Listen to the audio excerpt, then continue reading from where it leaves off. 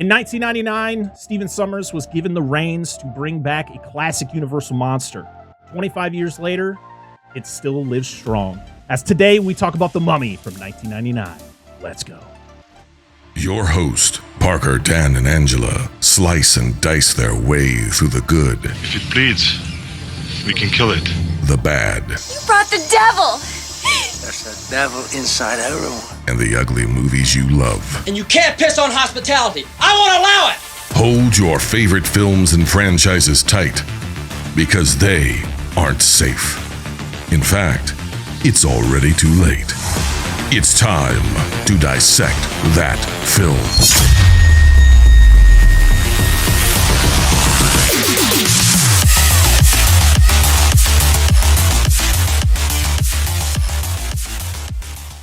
What's going on, everybody? Welcome back to the Dissect That Film podcast, a podcast that dissects the good, the bad, and the ugly of cinema. I am your host, Brett Parker. Joining me, as always, my wonderful co-hosts, Dan and Angela of DNA Gaming. Hello. And joining us today is a special guest. She is the host of the greatest film history podcast on the planet and a self-proclaimed Mummy superfan. We have M from Verbal Diorama. Hello. Hi, everyone. I'm so happy to be here. Thank you for having me on to talk about The Mummy. I'm so excited. Absolutely. Listen, we said it before we even started recording. I have been listening to your show for a while now, and The Mummy is something that's very close to my heart. And when I heard that you were like, it was your favorite movie of all time, I was like, well, whenever we cover The Mummy, I am definitely reaching out to M about it. I don't care if she's talked about it on another podcast, if she's done an episode on her own podcast, which you have. Long time it's like me with Jaws. If anyone ever reached out to me and was like, you want to talk about Jaws? I'm there. Dan, Godzilla, Angela, Nightmare Before Christmas, like we all have that movie that we could literally talk about until we're blue in the face. So I'm so happy that we're now your 14th podcast to talk about The Mummy? I think so. Don't quote me on that, but I think this is the 14th time another podcast has asked me to come on and talk about The Mummy. And literally every single time for me is like the first time. So it's not like I'm like, oh, well, I've done this 13 times already. It's like, no, this it always feels like the first time for me because I'm just so excited to always talk about this movie. And I genuinely love that other podcasts know me for this. And like they will, like you guys did, contact me and say, do you want to come on for The Mummy? And I'm like immediately like, yes, when can we do this? Like that's just my standard response for anyone who asks me if I want to do The Mummy. So a bit of a hint for other podcasts, maybe, if they want me to come on. Two very important things you need to learn about Em, and that is she loves The Mummy and she loves Keanu Reeves. As you can see that glorious portrait while you're watching to her right or to her left, I can't tell, but it's glorious. Look at that picture. Yeah, he's that was an Etsy lady on Etsy painted that for me. Obviously I had to ask her to do it, but yeah, it's quite glorious. It's like a watercolor of Keanu, pride of place, obviously. It's wonderful. I think it's hilarious. I was looking in the background, just watching. I was like, I see the cat, and I was like, Jesus. I mean, sort of, yes. Let's be honest. Everyone should praise Keanu. There you go. Em, you need a whiteboard somewhere in your house. It's just like, here are the podcasts that have asked me to do The Mummy, and just have them listed, and just keep adding to this list. Or just like a personal journal. It could be like a wall. Yeah, like a wall of fame. Like those podcasts that are so amazing that they've asked me. They go on the wall of fame. So, yeah, you guys are going to now officially be on the beautiful. Wall of Fame. So happy. Heck yeah. Sweet. And at the end, she's just going to like erase us off. Like, not again. So, before we get into The Mummy, Em, please tell everybody what Verbal Diorama is all about. Well, I mean, I don't think it's the greatest film history podcast, but thank you for saying so. I certainly think it's pretty great, but then I would, because I guess I'm slightly biased. But so Verbal Diorama is a film history podcast. It's all about the history and legacy of movies you know, movies you don't. It's got a really banging theme tune that everyone always says the theme tune is so amazing. And I'm always like, well, come for the theme tune and like stay for the rest of the podcast. It's like, the best kind of way I can sell my own podcast. But yeah, I've been doing it for over 5 years now. I have done over 260 episodes. I've covered all sorts of stuff. I do it pretty much every week. Sometimes I do it more than once a week because I'm completely mental. And yeah, it's a lot of hard work, but it's amazing fun. And I've been very fortunate in that I've met some really amazing people sort of throughout the 5 years that I've been podcasting, and the community is wonderful. And I mean, I don't know what else I can say about it other than it's basically like my life now. as everyone who's got a podcast knows, it becomes your life. But it's a nice life to Absolutely. have, That's why we're still doing it, because it's so much fun. Exactly. And we get to have amazing guests like you talk about wonderful movies like The Mummy. So now we're going to talk about our history with the movie that is at hand right now, and that is 1999's The Mummy. So we're going to start with our guest again. Em, what is your... I feel it's a big history, right, with this movie. So share it. Yeah. So this movie is pretty formative for me, actually. It genuinely means so much to me. Just not just even like as a movie, but as like cinema. I mean, 1999 was a great year for movies. I think we can all agree. I heard the episode that you recently put out for Deep Blue Sea, which is another great movie from 1999. All of those movies are now 25 years old or coming up to 25 years old, which makes me feel very old. But I remember I didn't see The Mummy in the cinema originally. I rented it from something called a video store. Now, many of you listeners probably don't know what that is, but I hope they do. Where you had to go to like Blockbuster or any other rental store, and you got a VHS tape from the rental place, and then you gave it back like 2 or 3 days later. And yeah, The Mummy was one of those in the year 1999, along with many other movies from that year. I remember Bowfinger being one of those movies as well, and I love Bowfinger. But yeah, I went to this little VHS rental shop, this little independent VHS rental shop near where I lived, and the guy who ran it, his name was Paul, great guy.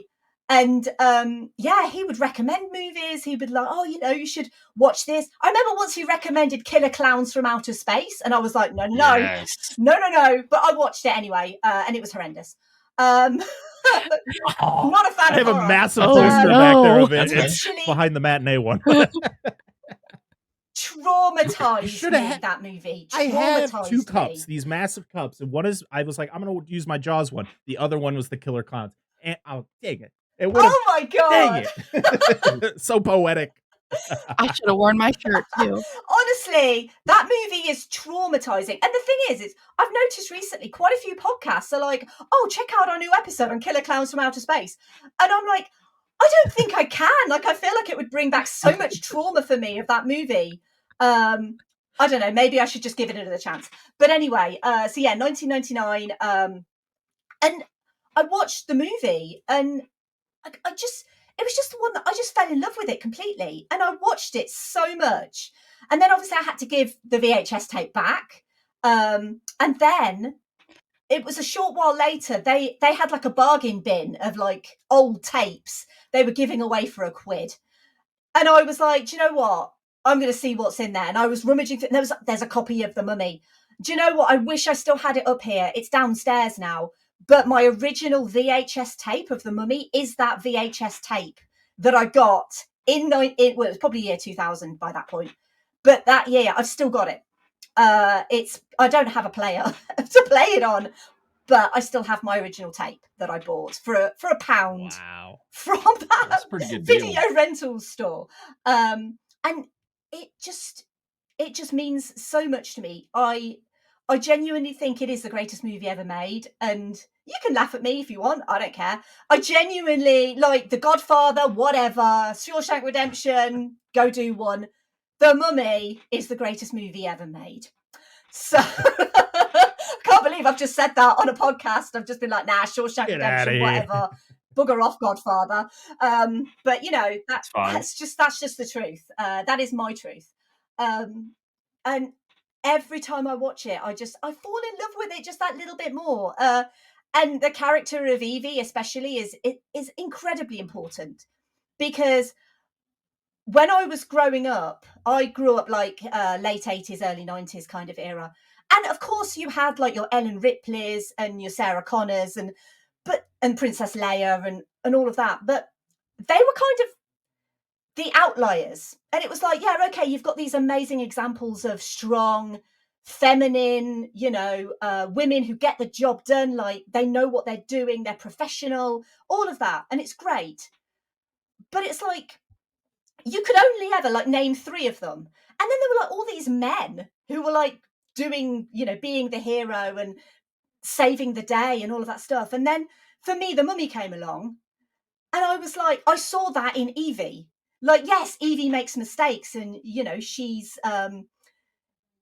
like, you know, infallible and everything like that. And she technically does kind of awaken the guy. We'll talk about that. You know, she's smart, she's resourceful, you know, all of that stuff. And she's beautiful and she gets the guy at the end. But to me, she was like this pinnacle for me of like women and how women were seen and portrayed in cinema, because she was a damsel in distress at one point, but generally throughout the film, she's kind of celebrated for being the intelligent one, you know, the one who can read and write ancient Egyptian and translate hieroglyphics and hieratic and all of that sort of stuff, and knows everything about Hamunaptra and the Book of the Dead and the Book of Amun-Ra. And it's like, she's like perfectly positioned in this movie. And I mean, I could talk about her forever. I probably shouldn't, because someone else might want a chance to talk. But this movie is formative for me. It's so special to me. And every time I watch it, I'm just like, yeah, I love this movie even more. Very good. Angela, what's your history with the Mummy? I didn't get to rent this from a movie store, which I really wish I would have. Be kind, please rewind. Yep, please. Don't be that person, all right? No, I was able to watch this in high school. I remember it was the end of the year for the last week before we did all our finals and stuff, we would watch movies. And we watched this, and I was mesmerized by it just because growing up, I was obsessed with all things like King Tut and finding out all that. Like ancient Egyptian stuff and archaeology and yeah, just like them finding all of this. So like I was obsessed with it, and to see a movie that was about ancient Egypt, I was like, it was one of those that I just remember sitting, everybody else was talking, and I was like right on the screen. We didn't get to finish it. It was one of those we had to beg the teacher the next day to finish the movie. Yeah. My son did this year. He got to see it in high school. Or last year. That's a good high school right, I was there. Like, yeah, showing the Mummy in school. We're learning about ancient Egypt. We're going to throw in the Mummy. We also watched Romeo and Juliet. I got to see a butt. What, the Leonardo DiCaprio one? Yeah. We already talked about his cheeks on the steamy glass, dude. Can never forget Leonardo DiCaprio's sweaty cheeks in Titanic. But yeah, I could watch this. I could watch it over and over. Your turn, Dan. Oh, hello. My turn. This is going to be, it's not too dissimilar to Parker, but this is going to be a thing that I've brought up many times. This started with my grandmother. I didn't know anything about this movie. I didn't always keep up with movies. Movies just kind of like came out when I was younger and I watched them, whatever. And we just went there and she was watching The Mummy. And I just loved watching The Mummy. Like, it's a great movie. I don't know. It's just a fun film. I just was there. We sat there. It's just kind of like Granny turned something on. You sat with it. You watched it. And you're like, it just grabbed me. I really liked it. I wasn't really big into Egypt or like ancient Egypt or archaeology or anything. It's not really mine. I'm more of a paleobiology guy. But it was just such an interesting film with such an interesting group of characters, and it's funny and like all that good stuff, and it just grabbed me. And the second one, I have a little bit more of like a history of when it was first came out, not a whole lot, but this one's a classic. Me and my buddy talk about it at work all the time. We quote this movie a lot, and it always gets brought up. It's probably my favorite Brendan Fraser film. It's Fraser. And then, of course, Dan. Get it right. Fraser, sorry. Get it right. Apologies. No, literally terrible names. I don't remember names. Not to interrupt you, but like that was how his name was always said, and he never corrected anyone. It was only until his resurgence with The Whale, and he was doing interviews, and somebody asked him, "How do you actually pronounce your last name?" And he said Fraser, and they were like, "Well, why didn't you correct people all those years?" He's like, Fraser.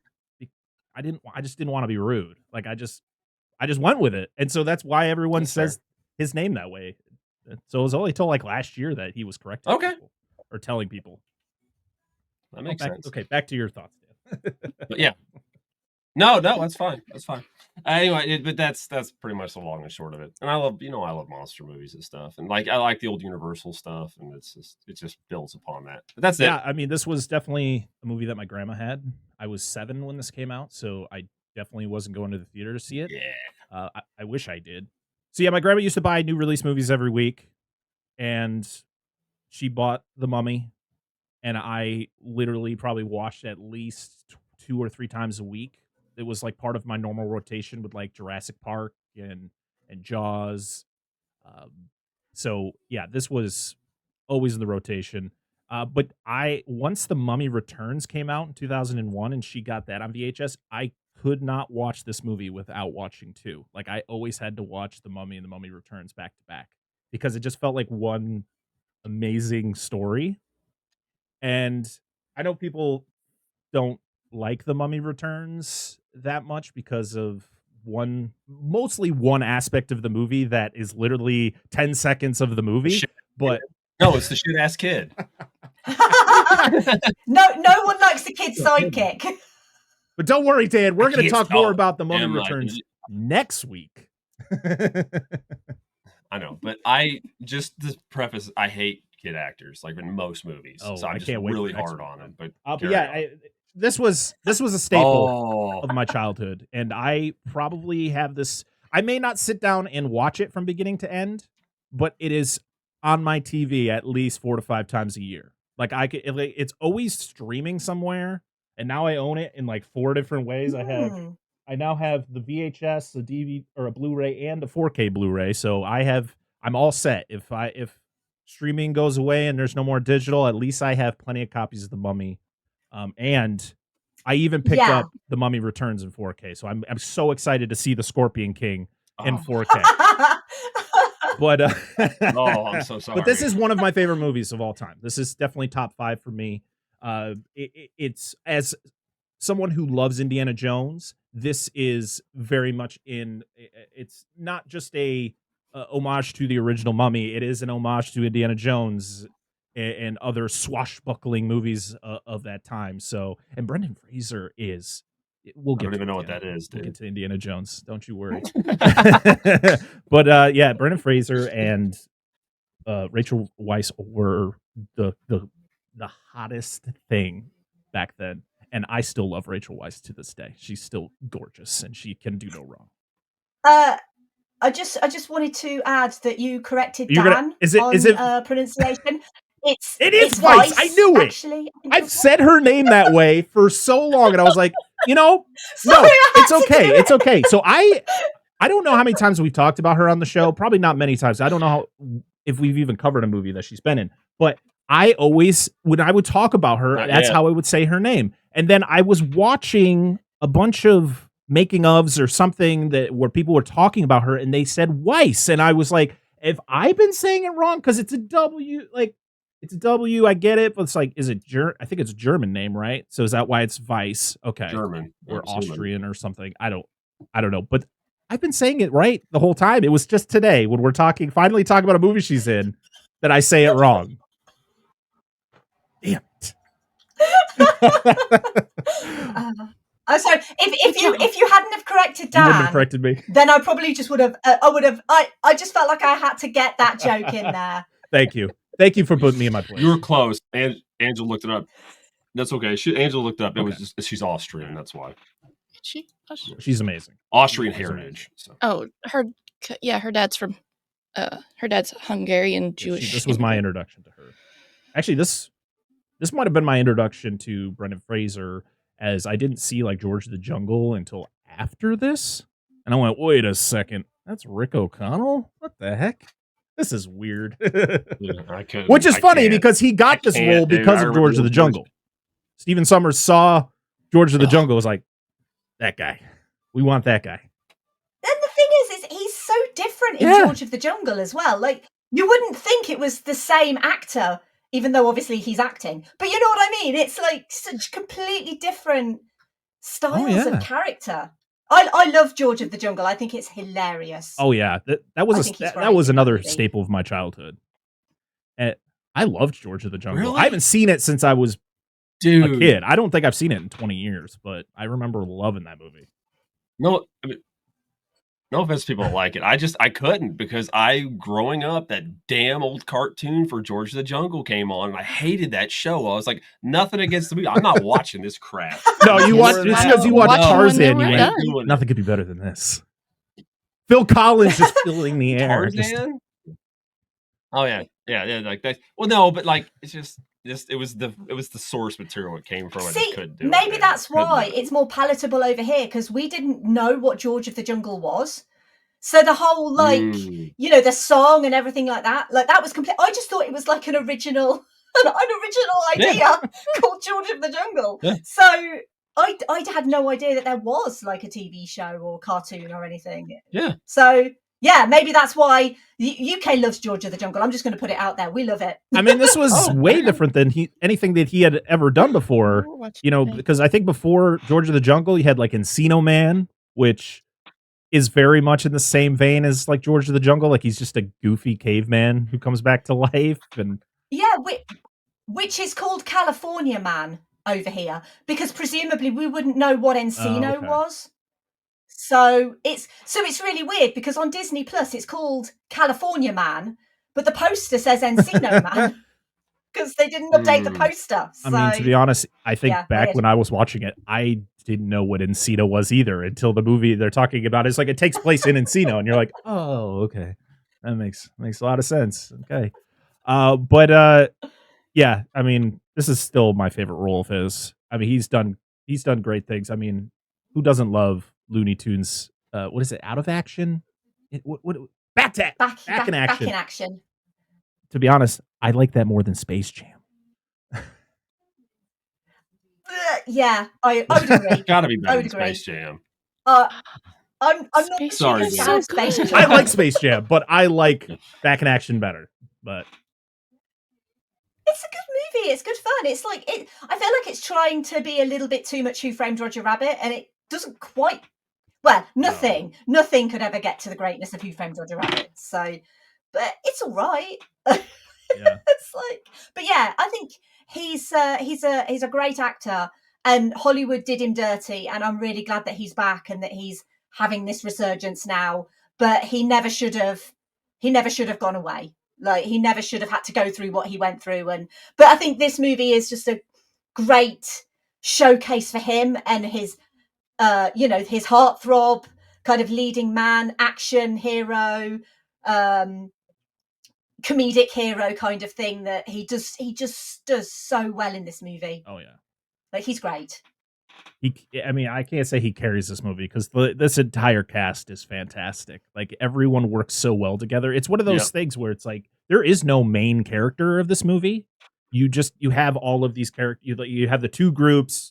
You have Imhotep, and it just all blends so well together with the amazing practical effects, the modeling work, the CGI from ILM.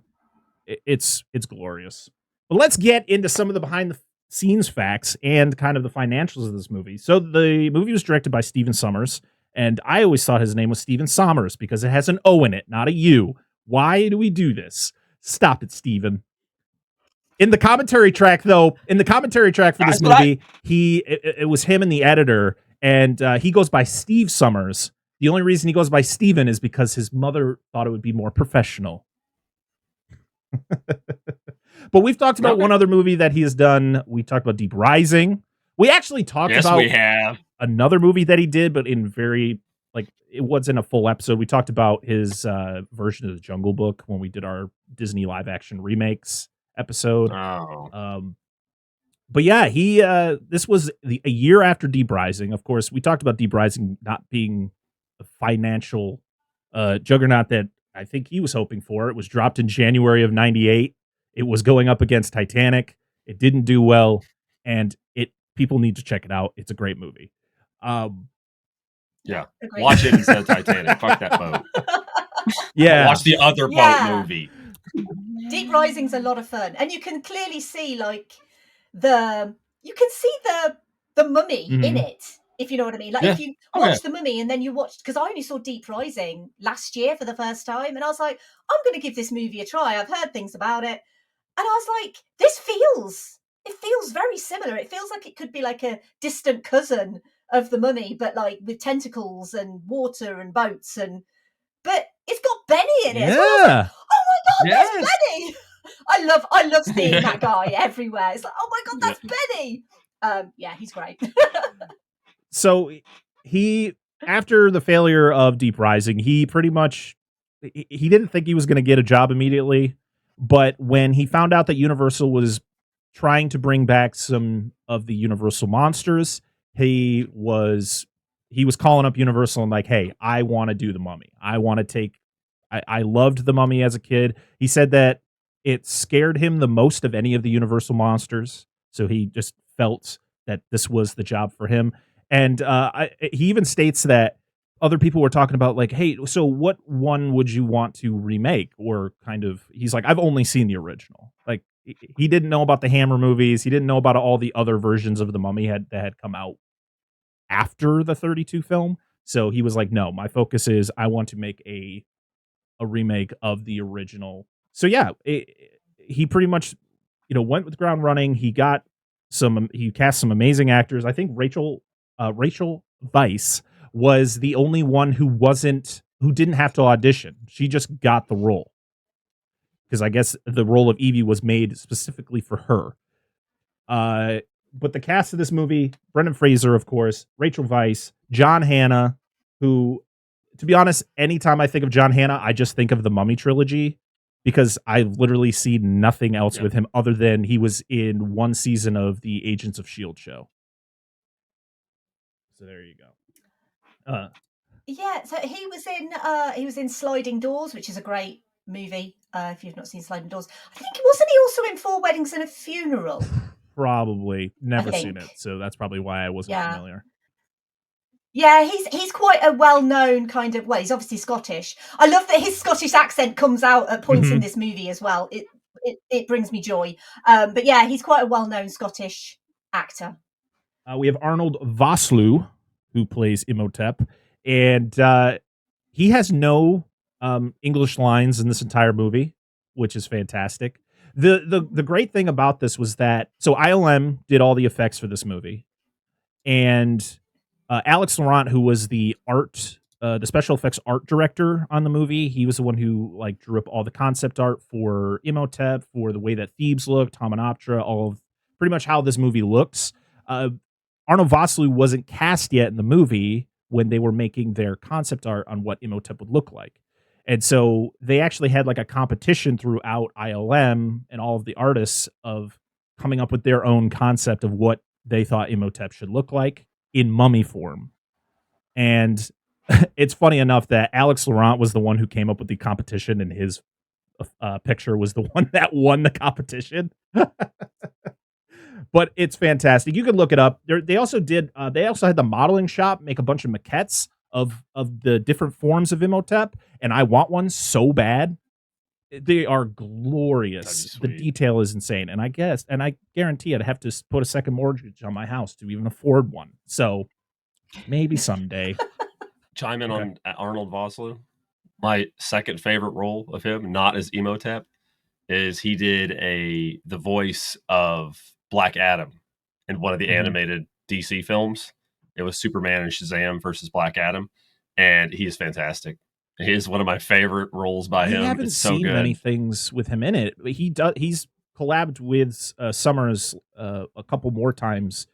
He was in the G.I. Joe movie, and he was in Sommers' last movie, which was Odd Thomas, which had Anton Yelchin in it, and it's fantastic. If you have not seen Odd Thomas, check it out. It's fantastic.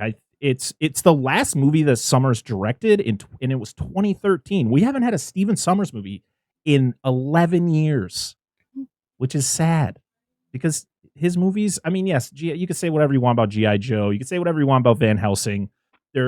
I enjoyed Van Helsing, but a lot of people don't. Listen, he took the Universal monster and ran with it with The Mummy and The Mummy Returns, and he wanted to do it again. And we got kind of a Dracula movie out of it. I always had a great time with it. M has a great episode on it.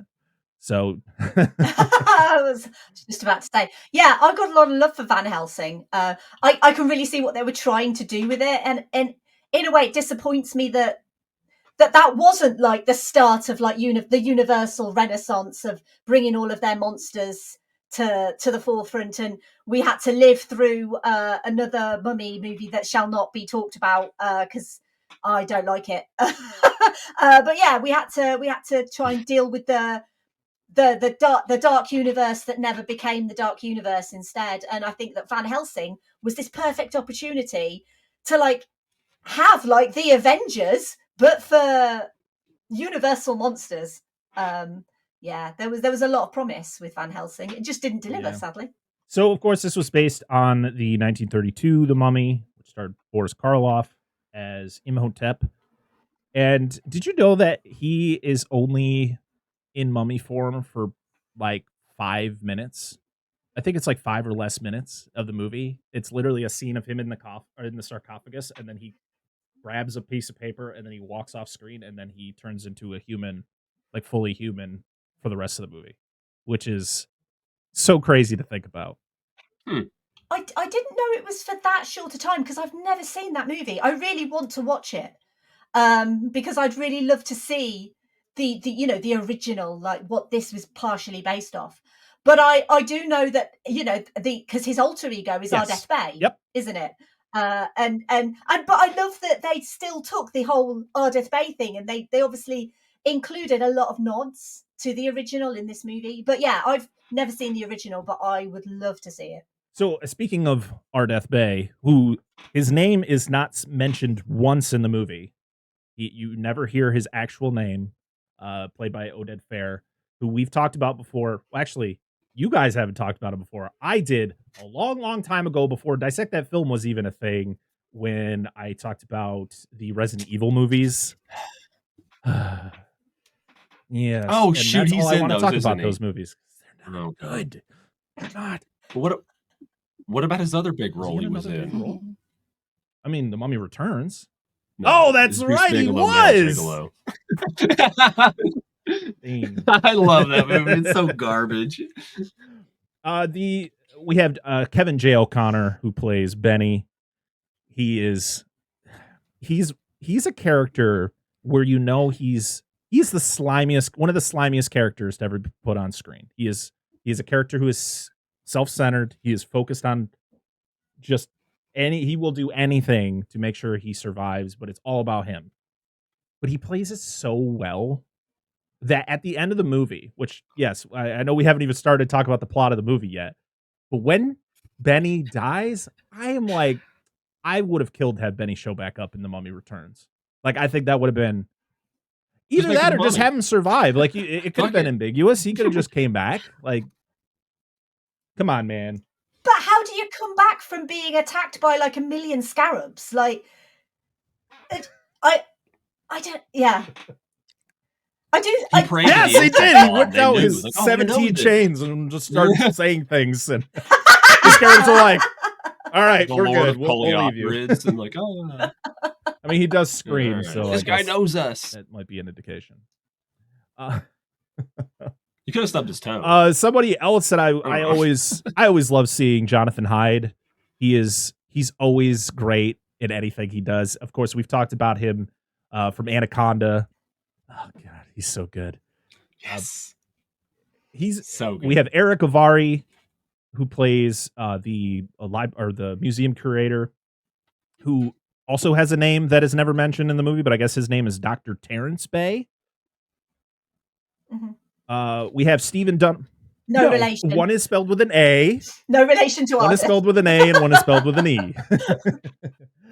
We have Stephen Dunham as Isaac Henderson, Corey Johnson as David Daniels, Tuck Watkins as Bernard Burns, Omid Jalili as Jalili as the warden. Yeah. Another one. Yeah, he's a very well-known British comedian. So I've seen Omid Jalili do all sorts of stand-up. He's very funny. I only remember him from Pirates of the Caribbean at World's End, because he is he is the right-hand man of one of the pirate lords, the one who goes, and that's we go to war. He's the guy who stands next to him, who reads the things. Yeah. That's all I remember him from, other than this movie. I love it. Bernard Fox as Winston. This would be his last film role. And Patricia Velasquez, who plays Anuxinamun. She would get a much larger role in The Mummy Returns. And to be honest, she's great. I mean, I haven't seen many things with her in it, but I've always enjoyed anytime she's on screen. I mean, I think most men or most people would enjoy her in this movie for other reasons. But she was also in Satanic Hispanics, which was a anthology movie that came out this past year. I am going to just talk about, if there's anything during the plot where I can throw in some behind the scenes facts, I'm going to do that, because we are almost 40 minutes into this thing and we haven't even started the plot of the movie. But before we do, I know, I'm sorry. There is a couple more people I do want to shout out. Cinematography was done by Adrian Biddle, who did the cinematography for Aliens. It was the music was from Jerry Goldsmith, who we've talked about many times. He did the scores for Alien. Well, at least the movies that we've talked about on the show. He did the score for Alien, Gremlins, Deep Rising, and the animated Mulan. It was released May 7th, 1999. It ran at 2 hours and 5 minutes. Had a budget of $80 million, and it made $417.4 million. This was the same year that episode 1 came out, so that's pretty wild. Yeah, and I mean, it just got re-released this year in theaters for its 25th anniversary. I know M's probably seen it a dozen times since then. I'm so mad that there was no local theaters that were showing it. I would have gone. I know, but unfortunately, it didn't happen. We just got to settle with Twister. I mean, I'm sold. Give me a Twister sequel. Listen, I hear Bill Paxton's son is in it, so they got a Paxton in there. He is. I looked at the cast and I was like, oh boy, let's go. We got that in Deadpool back to back, dude. One last thing. The people who were this was something that was supposed to happen since the 80s. It was like the late 80s, where there were scripts being thrown around, like George A. Romero had written a treatment for it. Clive Barker wrote a treatment for it. They even had Joe Dante was attached to direct a version of the movie, with Daniel Day-Lewis playing the Mummy. John Sayles, who wrote 1980's Alligator, also wrote a treatment of the movie. It just nothing ever could form, and it all just fell apart. Clive Barker, the fact that Clive Barker has written so many treatments for so many like big movies, and it's like people are just like, we saw Hellraiser. I don't know if we want to go that far, Clive, because I guarantee what his are all about. Sorry, dude. Oh man. Emotab's just into BDS. I'm like, this is weird. This doesn't really fit. And and then a big influence of this movie, of course, I've mentioned it, Indiana Jones, and Jason and the Argonauts played a big part of, especially some of the fight scenes that happen in this movie. All right, are we ready to finally dive into the plot of The Mummy? Yeah, I think M's episode is wrapping up. Like, just he's like, wow. I'm just fucking with you. It's good. All right, if we're all ready, it is time to dissect that. So the movie opens up to Thebes, and we get to see the beautiful Sphinx and all these beautiful buildings and courtyards and all that. All of that was done with miniatures, which is great. All the background is CGI. Steven Sommers originally wanted to have the Universal logo be the classic Universal logo, but then he scrapped it and then later on used it for Van Helsing. That's how Van Helsing opens. I would have loved it. It's based on a Universal monster movie. You got to have that classic like black and white Universal logo, and then kind of go from black and white, and then transition into color. I think that would have been better, but we'll take it. It's still great because you see like the pyramid, the light coming over. It's beautiful. So it pans across. You see people in the courtyards, and then you see the pharaoh Seti the First coming down in his chariot. That wall that's alongside him riding down, where all the guys are like bowing to him. That's all real, and that wall was real. That was an ancient wall in Morocco because that's where this movie was filmed. Because it was filmed mostly in Marrakesh. So we then get narration from Ardeth Bey, which again you never hear his name, and originally they wanted Imhotep to narrate the beginning of this, but Sommers was like, he wouldn't know English, so why would he narrate? Like it doesn't make any sense unless they were to have him narrate it in Egyptian. But then, I think it was more the fact like people don't want to read subtitles 2 seconds into a movie that's not a foreign film. So we're just gonna have Ardeth Bey. He's the guy who protects this whole curse and all that. So it just makes more sense. Yeah, it doesn't make sense to have a character who's basically, I mean, I know technically he's alive at that point in time, but as far as he's kind of very what am I trying to say? He's very much he's in that world. He's not in our world. Right. He's not. We're kind of looking into his. Yeah. Do you know what I mean?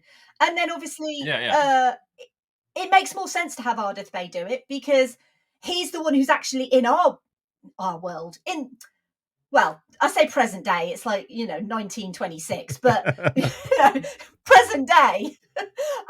He's obviously looking back and telling us like the story, and it would just feel weird if it was Imhotep. Even if he was speaking English, it would be even weirder. But I'm really glad they didn't do that because I think it would be him talking from his perspective rather than because he knows he's in love with Anck-su-namun and he's going to kill the pharaoh. Right. Well, actually, would he narrate his own death? That's just weird. Yeah. Well, exactly. Why would he like narrate his own death? That's kind of the point I'm trying to make. Yeah, I'm just not being very graceful about it. Apologies. No, this is what this show is all about. We love this movie. Well, we will point out things that don't make sense or all that because it's just fun to do that sometimes. So yeah, it's he's talking about this forbidden love between Imhotep, who is the high priest of Seti the First, and Seti's queen. Like, is she technically his wife? I don't know. I can't remember the classification they gave her specifically. So she is Seti's mistress. Okay.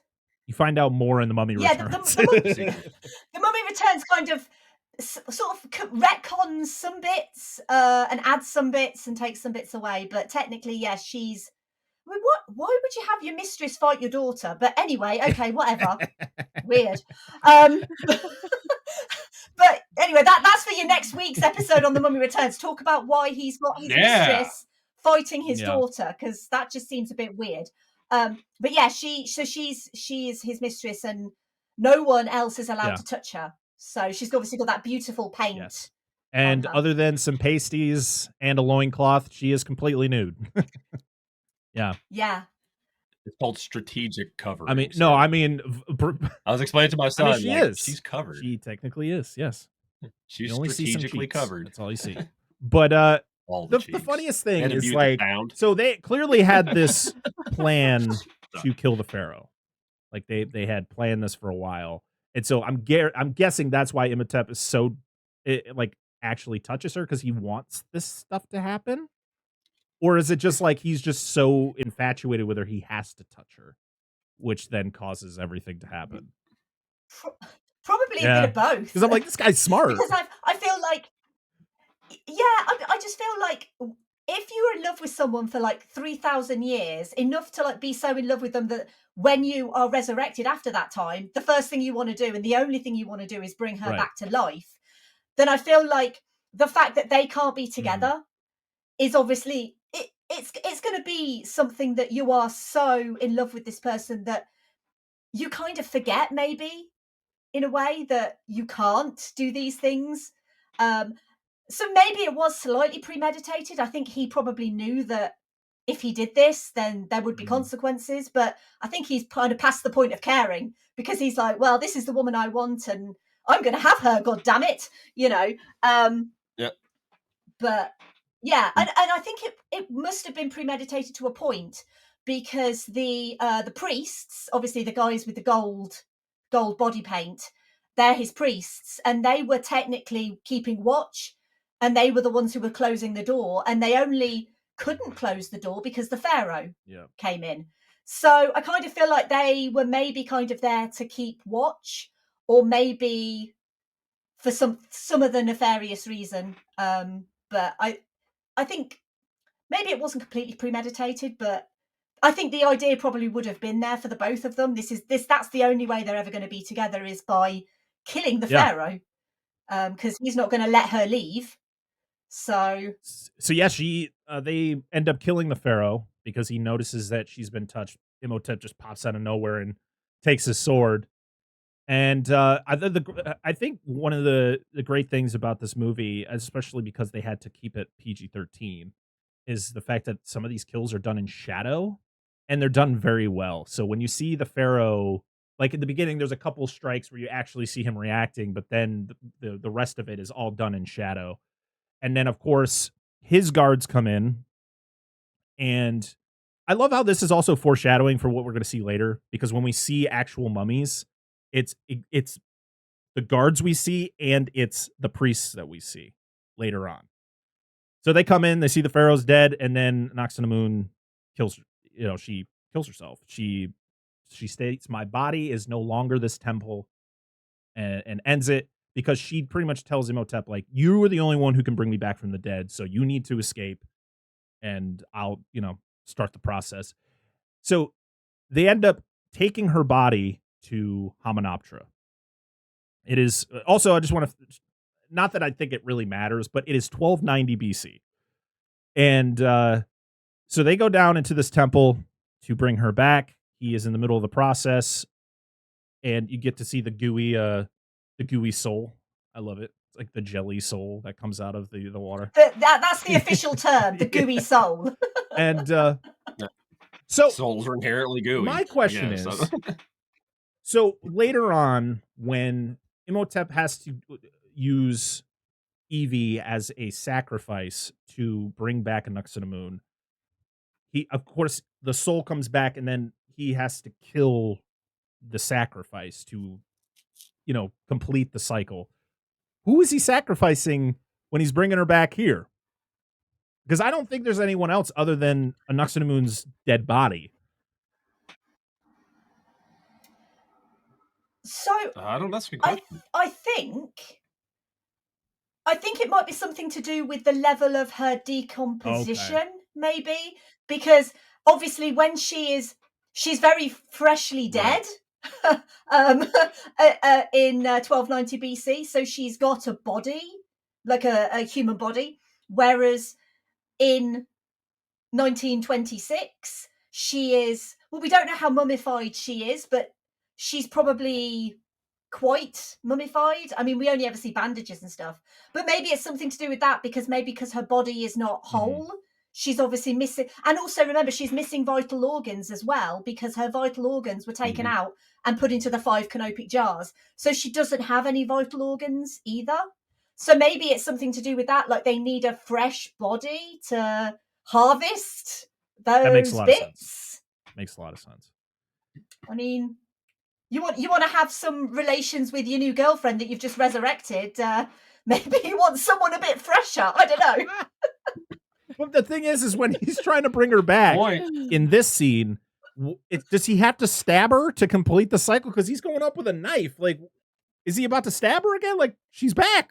What are you talking about? The cycle's not over. No, I think isn't he about to stab Evie? No. In the beginning, when he's trying in the beginning of the movie before he becomes the mummy, which he's technically not a mummy in this movie. He. Oh no, you're at the start when he's like, and that's when the guards come in and stop him from doing it, and then of course the gooey soul goes back into the gooey pond. I don't know the answer to why he's looking like he's going to stab someone that looks to be her in that at the start, because I don't know. Yeah. You might have someone's finally stumped me on a money question. That's what we're here for. So, like, there's a slight little bit there was supposed to be somebody there. We're like, it looks cool. It looks cool of him going up with the knife, so we're gonna keep it in. It doesn't make any sense, but it's fine. We're gonna move. And then the guards. We're gonna move. Like, we're gonna move on. Permit for that weapon. So, like, no. He gets caught right before the whole cycle is complete, and he is going to be punished in the most severe way possible with the Humdai, which is literally, which I get it. It's what makes this movie what it is. Okay, it has to happen for the movie to happen. But why the hell would you, as a punishment, go, we're going to do this thing where if someone resurrects him, he is literally a plague upon the earth. That doesn't seem smart. What if it happened 2 years after you did it? What if it wasn't 3,000 years later? This seems awful.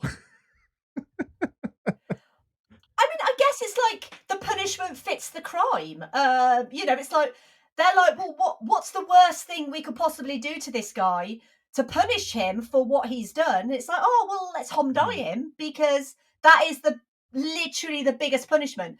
And to be honest, I don't think they're thinking of the consequences at that time. And I think that's probably why we've got Ardith-based narration, because he's in the future. So he's part of the Magi in the future. So he knows what that could do.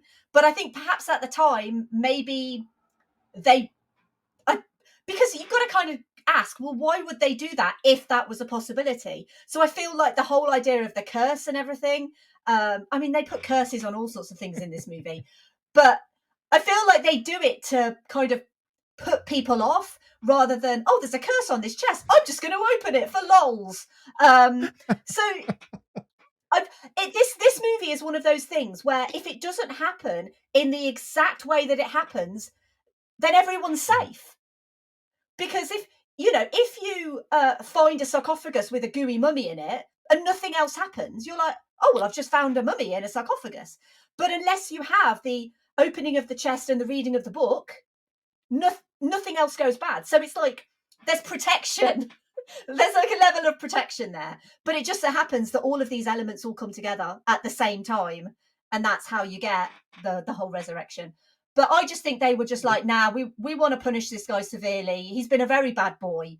So that's obviously why they do what they do and why they put him at the base of Anubis. Because, as Evie says, he was either, very well known, very well respected, or he did something really, really naughty.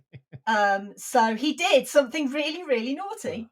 Well, and also I think, just to build on what Em was saying, well, the Hamdai, you said it was like he was never truly fully dead. So this was like the longest term incarceration you could ever possibly think of. Like, it wasn't just like, they threw him in a box with a bunch of beetles, and if they crack the safe, whatever, bad stuff happens. But like, it was more like a long-term, like post-death torture where he would continue to be tortured in the afterlife for thousands of years, blah, blah, blah, blah. Like, that was the whole thing. Like, just don't open it, dude. Just don't open it. Just put the tape around it. Like, don't open it. We'll talk the guards are talking about it. Like, what you're having to don't worry. We'll talk about how great the Magi are at their job. We get to that. It's called "Do Not Open, Dead Inside." Just a wooden sign what it is. nailed to Anubis. Do not open the box. We then so it's literally his tongue is cut out. He's pretty much buried alive with the scarab beetles pretty much going to be eating him, and well, let's give him somebody to play with. Here's some company. Yum, yum, yum. You gotta talk to somebody while you're And getting chewed on. then we get the awesome transition of the Anubis statue, like from that time to 1923. And of course, Yeah, baby. most of this movie, the Magi are just sitting on the same sand dune, just looking across. Like, I think we should do something, but we're gonna let them fight it out. We're just gonna stand up here. Reminds me of the Jedi and the prequel trilogies. Like, yes, this is happening. No, we should do something. We're just gonna sit here. No. It's fine. No, we should not do something. Bureaucracy. I do man. love. It's not gonna allow you So to we do meet Rick O'Connell and we meet Benny as they are fighting. I don't know if this was an actual battle that went on. I don't know what fight was going on. I'm guessing it was just some sort of local war that was going on at that time. I didn't really look into it, but yeah, there's two sides. They're fighting. The general of Rick and Benny's troop just runs off, and I love when Benny just turns and goes, oh, "I guess you're in charge," and he leads the fight. But then you really see Benny's true colors literally as you meet him, because the next person who turns and runs is Benny. And He's like, so "You're not yeah, gonna we get leave this whole me." battle scene. You get to see Rick with his awesome double revolvers and Camelot, yeah, he's just 1873. badass. We love Rick. Dude, as a gun guy, there's so many sweet guns in this shot. It's so good, dude. And they actually are they part? I'm wondering if this group, I don't know how the whole like French Legionnaire thing worked. Like, I don't know nothing about it. Was this some dispatch to the French? Because all of their weapons are French weapons. Yeah, it's this is the French Foreign Legion. Or it's Yeah, that's supposed what I to be thought, the because French they're Foreign using Legion. labels. Yeah. Yeah, because all the French guys were, O'Connell and stuff, they're all using labels. Except he does have a couple 1911s as well, but that's beside the point. Anyway. But yeah, we get to see more of just Benny's sliminess as he's like, Benny, get in there, hide, Benny. And then Benny shuts the door on him. And yeah, Rick, crap, is dude. getting chased until he gets to a point where the people that are chasing him are just like, nah, we're out, we're leaving. There's something going on. And he's like, okay, because he literally thought he was going to die. And then the sand starts kicking up. And it's actually, I love it. They actually used cannons, like air cannons, under the sand to blow actual sand at Brendan Fraser during this. Yeah. And then, of course, the face in the sand is all done with CGI. Still looks really good. Well, dude, if you were walking on my sand face, I'd be mad about it too. Like, guys, get out of here, man, please. You get off my sand face. Is the tagline for this movie. The funniest thing is, so, of course, this face shows up at the base of the Anubis statue, so which makes sense. And if you listen really closely, you can actually hear a voice say, "You will die." It actually shows up on the subtitles as well. It's if you don't have subtitles on, you might not catch it. But also, Rick sees this face in the sand. He hears the voice, and then wanders away into the desert. And one of the guys goes to Ardef. He goes, "Should we do something about him?" And he's like, "Nah, the desert will get him." And you're like, "Are you sure? Don't you want to make sure, like, this guy who's seen way too much at this thing you're supposed to be protecting, maybe you should get rid of him?" I think it's probably safe. But no, Ardeth, you contributed to this problem as well. So I'm going to blame you. I'm going to blame Evie. Yep. So many people to blame. So we are in Cairo 3 years later at the Museum of Antiquities, and we meet Evelyn. What is their last? Carnahan, which I guess they originally were going to have her name be the same name as the guy who discovered King Tut's tomb. They were actually going to make her and Jonathan like the kids of him, but it doesn't make any sense because King Tut, I think, was discovered around that time. So it was like, well, you said he was dead, so it's good that they changed your name. But she is in the library, organizing some books, and a big accident happens, and it is hilarious as she I love it. Her fault. Just go down the ladder. Put the ladder on the other side. Just go down the ladder. Yes, but it's hilarious. OSHA violations. I mean, this is 1926. I don't think OSHA existed at that time. There were still children working in factories at this time. Okay, I don't think there was any OSHA. All right. So they're still yeah, down. she knocks down all the bookshelves. The curator comes in and he's just like, pretty much just, he is so bad. He's just like, you can give me the plagues, anything but you. And he's like, why do I even keep you around? And then she mentions like all the things that she could do. And he's like, no, it's because your parents were the major contributors to this museum. You're the worst, pretty much. And then literally looks at her and is like, you need to fix all this. And I went, oh no, I'd be quitting my job. I'm out. I'm no way. I mean, technically, she never fixes it because she just goes off into the tomb to speak to her brother and leaves literally all of that is left as it is. Oh, God. So she's a pretty shit employee, isn't she? Let's be honest. I just love when at all after it ends, she's just like, oops. It's like, what else can you do? Yep. But that scene tells us Just everything leave. we need to know about Evie. It tells us like her history, you know, what she can do. It tells us that she might be a little bit clumsy. It's a great introduction for her, and I just love the fact that that's all the practical one They shot. had to. Because they only could do it in one shot, and it's beautiful, like the best domino effect that's ever been shown on in any film ever, of just like this whole. And obviously, we were talking just before we came on air, you know, the same thing. Well, before we started recording, about the Ultra HD versions of the movie, obviously being very crisp, and you obviously notice a lot more because there's a lot more to see. And that's stunt man, because it is a man who is on that ladder, is kind of a little bit obvious that that's not Rachel Weisz. But I forgive it for so much, because, you know, it's like modern technology, you know, when you've got Ultra HD 4K, things like stunt people are a bit more obvious, but it's such a great stunt that you've got to forgive it. I would have dressed up like Rachel Weisz just to be part of that stunt. That would have been awesome. But I'll go ahead. I was going to say, I mean, I hear you dress up like her all the time, but, you know, Clearly, whatever you do in your personal life is up to you. Exactly. I was like, why couldn't we find a stunt woman for it? I don't think. I mean, I know they're there. I mean, I don't want to say like this is when stunt women became prominent, but I don't know if there were stunt women in Hollywood, but not like it is now. Like, no, I think it's only probably been 20 years, I would say, that they have been incorporated more into movies, which is great, but I think it should have been a lot longer. But you know how Hollywood works.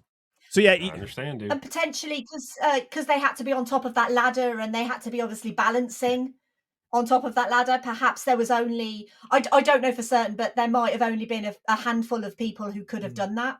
And perhaps none of them were a woman. But she said she'd do it. No, I said not me. No, I'm so clumsy. I probably wouldn't even made it to the top of the ladder. That's right. It's not that different than what I know in tokusatsu Japanese stuff. Even like female monster characters or like Ultramen were often portrayed by men because there were no females. And like it wasn't until like 95 we got like the first female suit actor. The one lady that was cute. Oh, you're talking about that does Baragon? Yes. Baragon? She's so funny. Like the first one that I remember is in 1995, which was the first Gamera, the Guardian of the Universe, played Gauss, Super Gauss. It's the first female suit actor I can think of. So still, it happened everywhere. It wasn't just. So she hears a noise coming from the museum, and who does she find but her brother, Jonathan? He's hiding in a sarcophagus with an actual mummy. And why? Why would you want to do that? It seems sanitary. That's a safe. valuable mummy. That's a 1,000-year-old person. Like, what are we doing here? But he brings her a gift. It is initially they just think it's like a box that opens up because inside is a map, and he says that it is a map to Hamanoptera, and so it's like, oh, cool. Let's take it to the curator and see what he thinks. And he's just like, no, like it's just a legend. It's like no one's ever seen it before. Let's just drop it. And this is when you get the first mention of the mummy's curse. So like people know about the curse that will be the premise of this entire movie. and he accidentally, in air quotes, burns the map. Yeah. Oh, It's so good. Like, I love it. He's just like, oops. Awesome. He's like, but This kid- it's like he's holding it over the flame. It's just, it's honestly, it's so good. And I feel like it caught fire too soon, because if you watch it, it's like the actor doesn't quite get to the end of his line before it catches fire. And then he's like, oh, you know.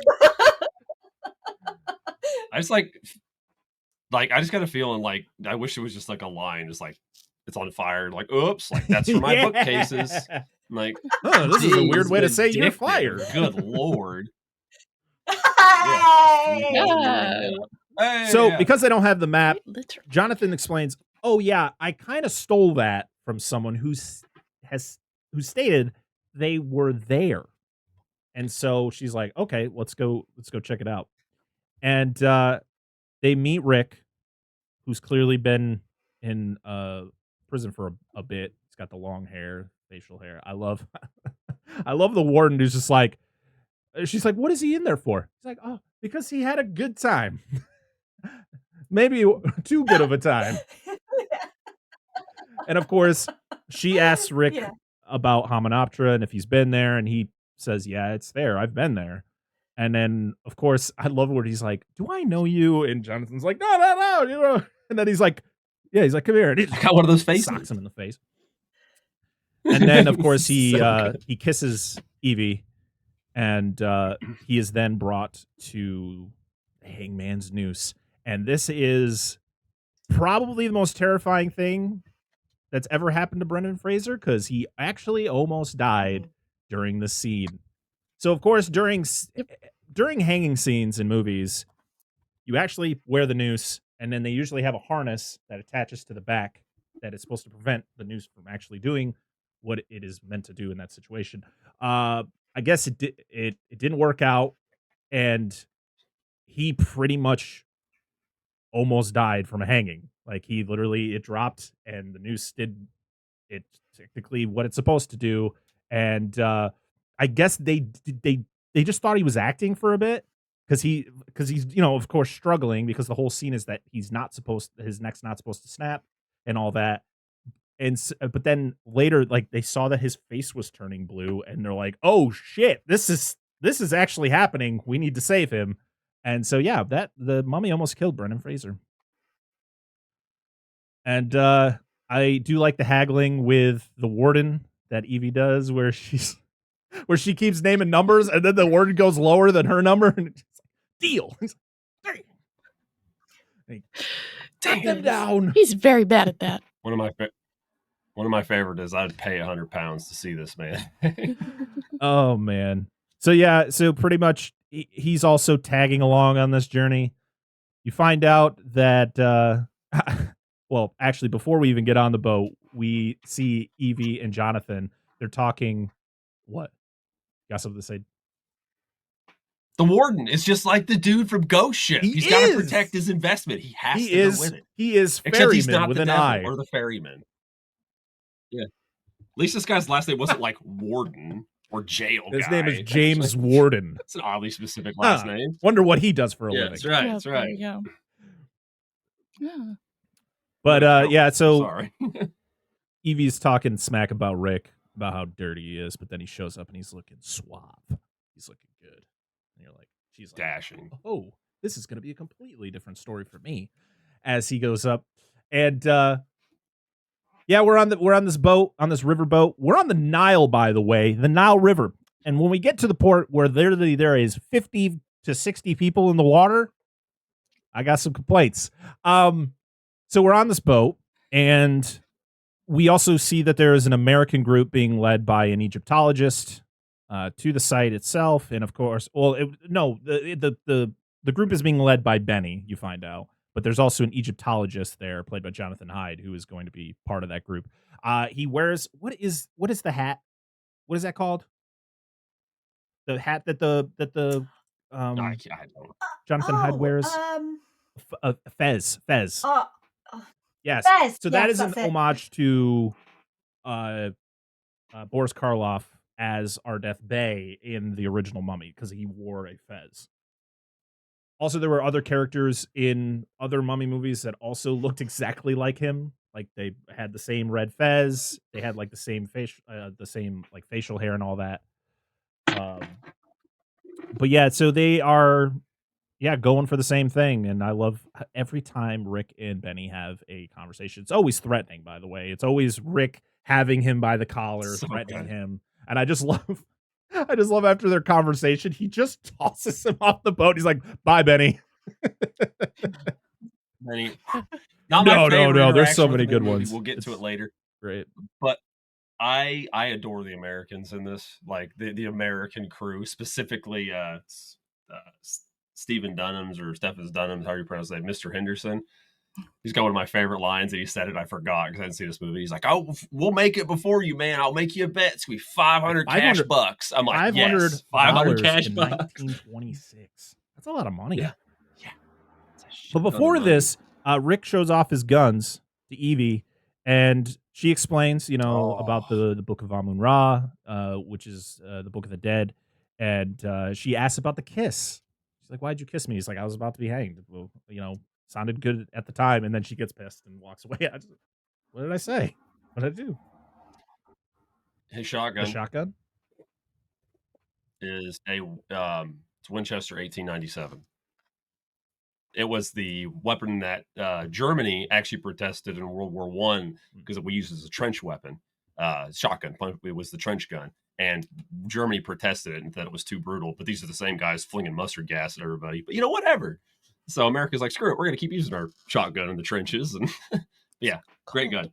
Beautiful weapon. So this is also something that kind of confuses me, just to the sheer fact of so the Magi are protectors of the mummy's tomb.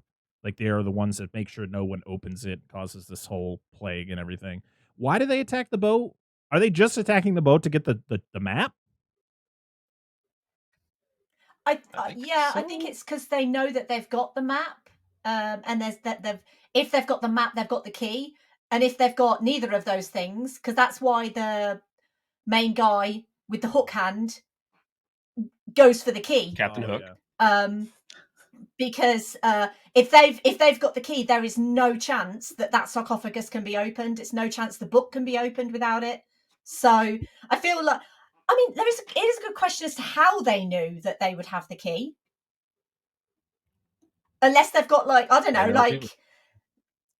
special Magi mobile phone network where they just happen to know, like they can go on the Magi internet and find the message board. That Rick O'Connell. Where Rick and Evie are like, we've got that the key. Rick O'Connell's out of prison. He's the guy. Yeah. Maybe they've just they have a subreddit. Also, when did Rick find the key? Because we see him discover the sand base. And then we see him wandering the desert. Does he find it in between there? And you're just supposed to find out later? We don't know, but we know because originally Jonathan says that he found it at a dig in Thebes. We then find out he picked the pocket of a guy in a local Casbah. And then we find out that Rick found it at Hamunaptra, but we never actually see him find it.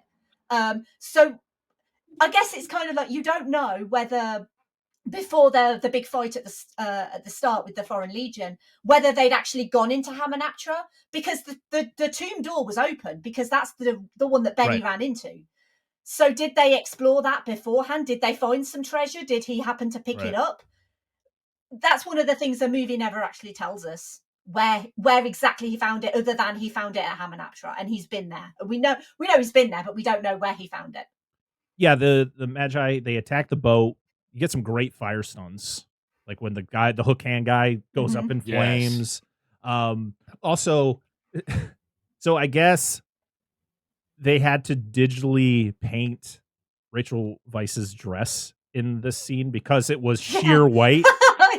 And it would have been see-through, and it's a PG-13 movie because of the fact that she was going to get wet at some point. So they actually had to digitally paint over the dress to make sure you don't see anything extra. No wet t-shirt parties. parties. Literally, any woman who's ever worn a white bikini knows.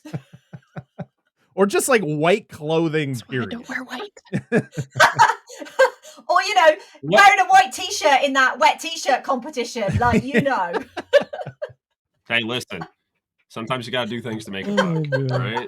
The hook hand guy, Anyway. he gets it the worst. He gets a candle to the eye. He does. He is still doing stuff. But I love that Jonathan is always like he always opens a door or something and just knocks somebody into something because he knocks. It's like Three Stooges level. It's so stuff, good. Dude. It's great. Man.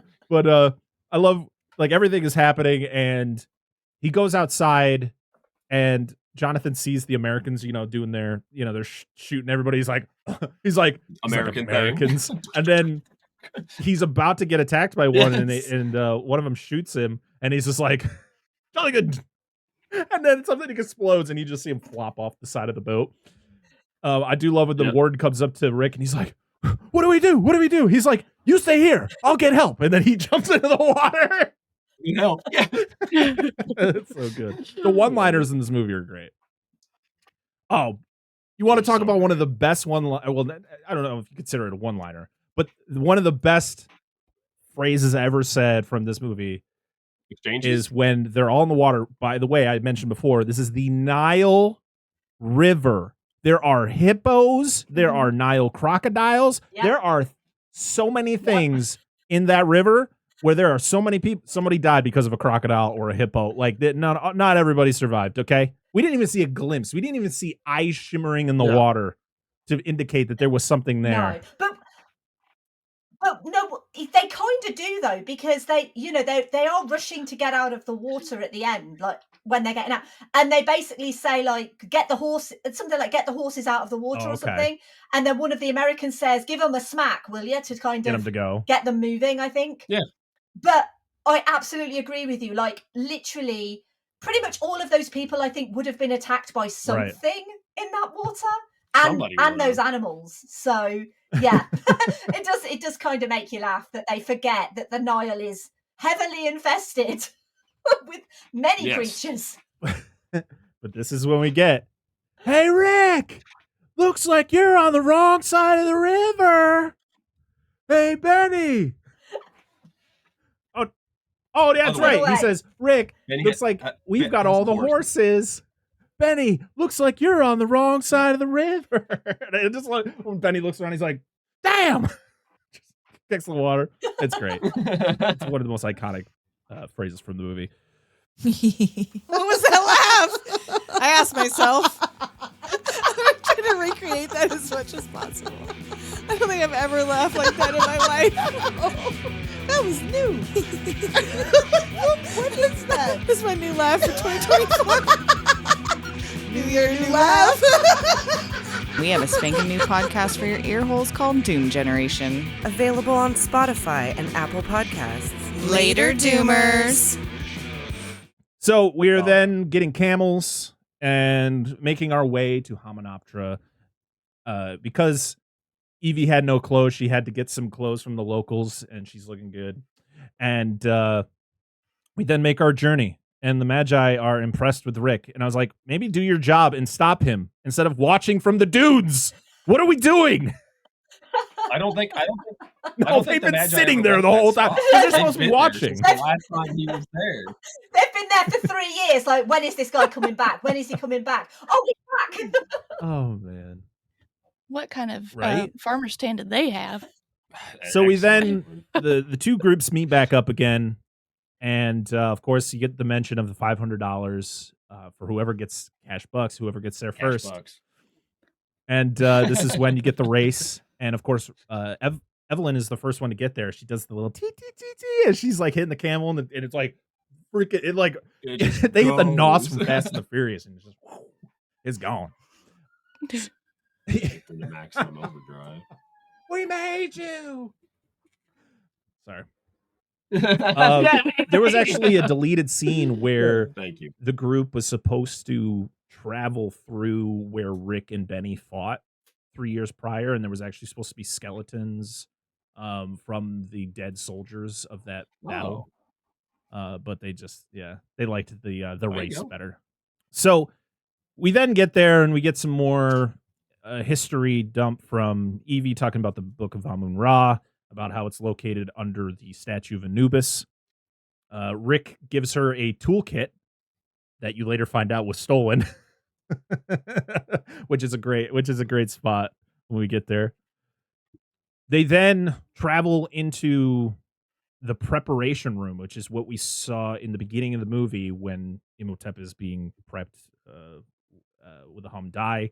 And I like the whole lighting thing, which is definitely an homage to Indiana Jones, because I think this is something that happens in Raiders. I think the whole mirror reflective turns light on thing. Yeah, it's very similar. Yeah, very similar. But of course, she's explaining like the whole act of mummification, about how, like, you know how they do it. You know, they stick a tool up your nose, get your brain out, and they swirl it around, they pull it out your nose, which is something you learn way too young when you're learning history. I think I learned that in middle school. It's like, ooh, that's. And I love how he reacts to it, and she's like, well, you're dead when it happens, so you're not gonna feel it. Yeah. And then you can hear the scarabs, but they're in the distance or they're in the walls, and you're like, so they don't really do this. No. I want to point that out. Like, there's not a predatory. No, I'm just, for people, there's not a real predatory Scarabetes type beetle that exists that does. That's just like human flesh. Scarabs are dope, and they like rolling poop around, but it's okay. They're not gonna like not eat corpses. their way into your skin and just like That was out of everything in this movie throughout my life, the scarabs were the things that scared me the most, because it was such a terrifying image of the fact of it like digging into your skin and getting under there. And I'm like, ah! Anytime I saw a beetle, I'm like, get out of here. Oh, they're cool. So dope, dude. They're the tanks. Now, I'm just talking about, when I was growing up. Wasn't a fan. So Evie finds out where the sarcophagus is, and because they originally, both groups were going to be digging at the same spot, but Evie figures out that the sarcophagus is in a different location, or she knows it. I think initially they're looking for the book, but she's like, we're going to go dig somewhere else. And that's when you get the whole like, well, she finds scarab beetle skeletons on the floor. And I think that's part of the decision, because obviously they're going to fight each other. And that's when I think she makes the decision after she sees those scarab skeletons that maybe they should be elsewhere. So I think that, and then obviously it's like 4 against 15. So it's like the odds are not in their favor at that point. But with the skeletons as well, I think it's just makes a lot of sense. You don't want to be near scarabs or scarab skeletons. So yeah. That's a good decision. And that's when you get the whole thing with hey, that's my toolkit. And he's like, no, it's not. And they're like, okay, all right. I guess I was mistaken. Yeah, this is my dig site. I don't see your name on it, friend. So the warden is getting greedy. He's going around, he's taking things, he peels a couple golden beetles off of the wall. Why does that guy go off on his own in like a crypt that he doesn't know? Like, is he dumb? Yeah. He doesn't know where he's going, and he just takes a torch and just goes off on a jolly. What is wrong with that man? It's like there could be anything down there, and there is. So, idiot. We're then back with the American. Yeah, maybe he's looking for the bathroom. Yeah, got lost and then just saw the scarab. The ancient Egyptians. Yeah, I need a number 2. Where's the bathroom? Where did the Egyptians do number 2s? How do you think the sand? This is not actually sand. Oh. This is 1,000-year-old shit. No. No, that's what they got the scarabs for. The scarabs roll it away. Like, they're done with this. So we then see the Americans digging at one of the at the base of Anubis, and they're like, oh, and Jonathan Hyde's like, let the diggers do that. And I went, oh man, these poor guys, because they know exactly what's about to happen. At least Jonathan Hyde's character knows what's about to happen, because he's an Egyptologist. He knows about the curses and all of the booby traps and stuff to protect these very valuable artifacts.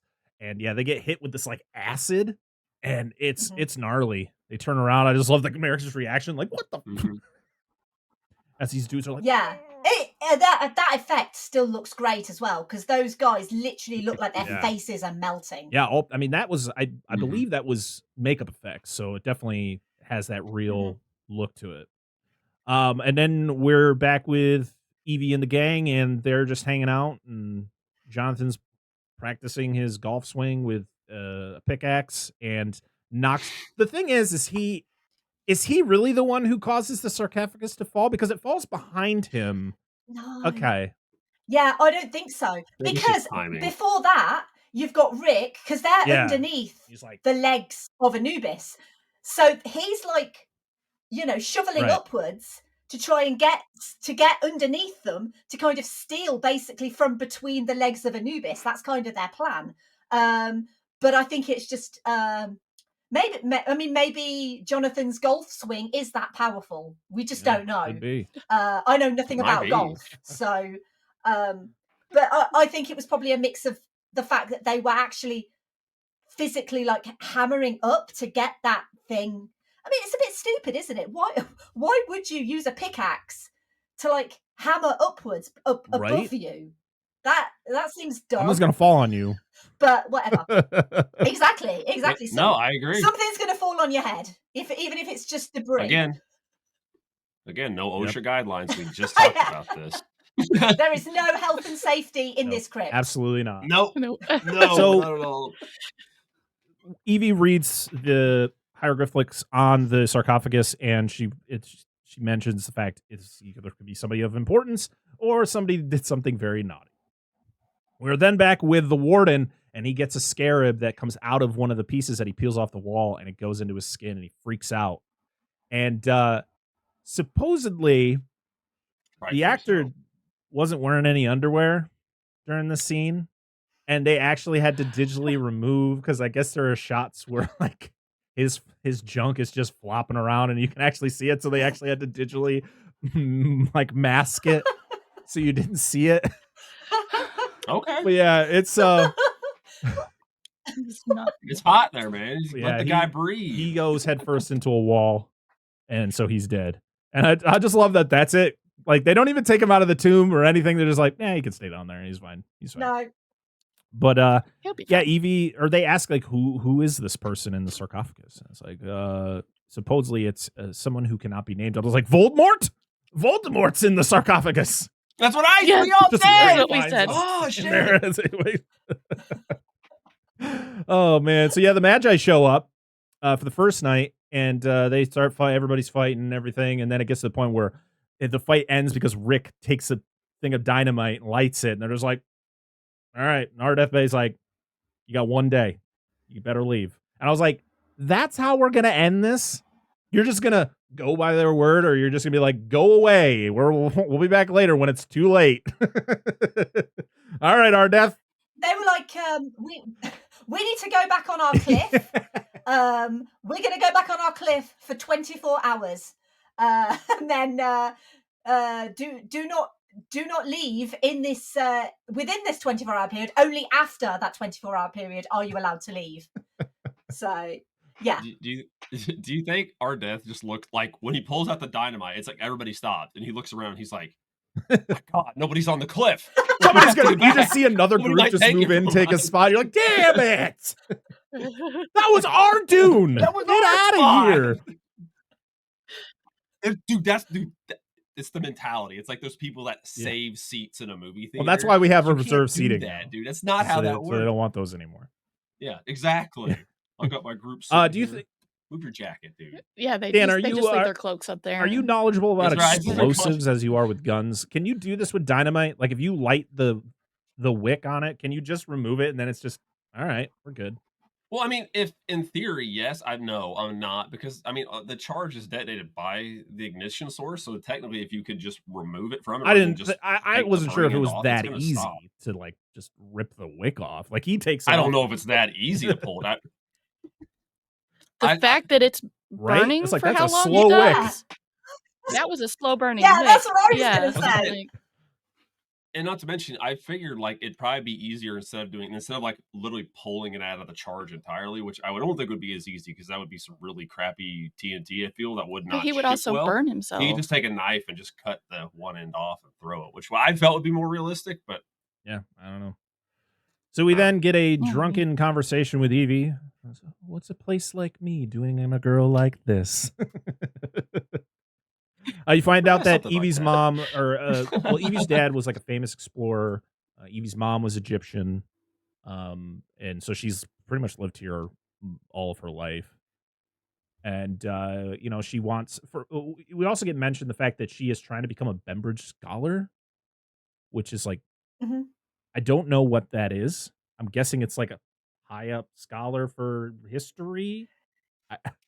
Yeah, so the Bembridge scholars were a real thing, and they basically only allowed men because obviously misogyny was rampant in pretty much the whole of history. But they only allowed men to become members of the Bembridge scholars, and then I think at some point they were allowed to include women, but obviously, as with most things, like women have to like prove their exceptionalism beyond anything that men can do. Like women have to be even more exceptional to actually stand a chance. And I think it's like that's the point. It's like they rejected her again, even though she has all this experience and she knows what she does and all of that sort of stuff. She's still being rejected by them. But I think that just kind of proves the point of the fact that she is a woman in a very male environment. I think one of the first things that the Egyptologist played by Jonathan Hyde says about her is, they're being led by a woman. What does a woman know? And then Evie's like, well, this is what I know.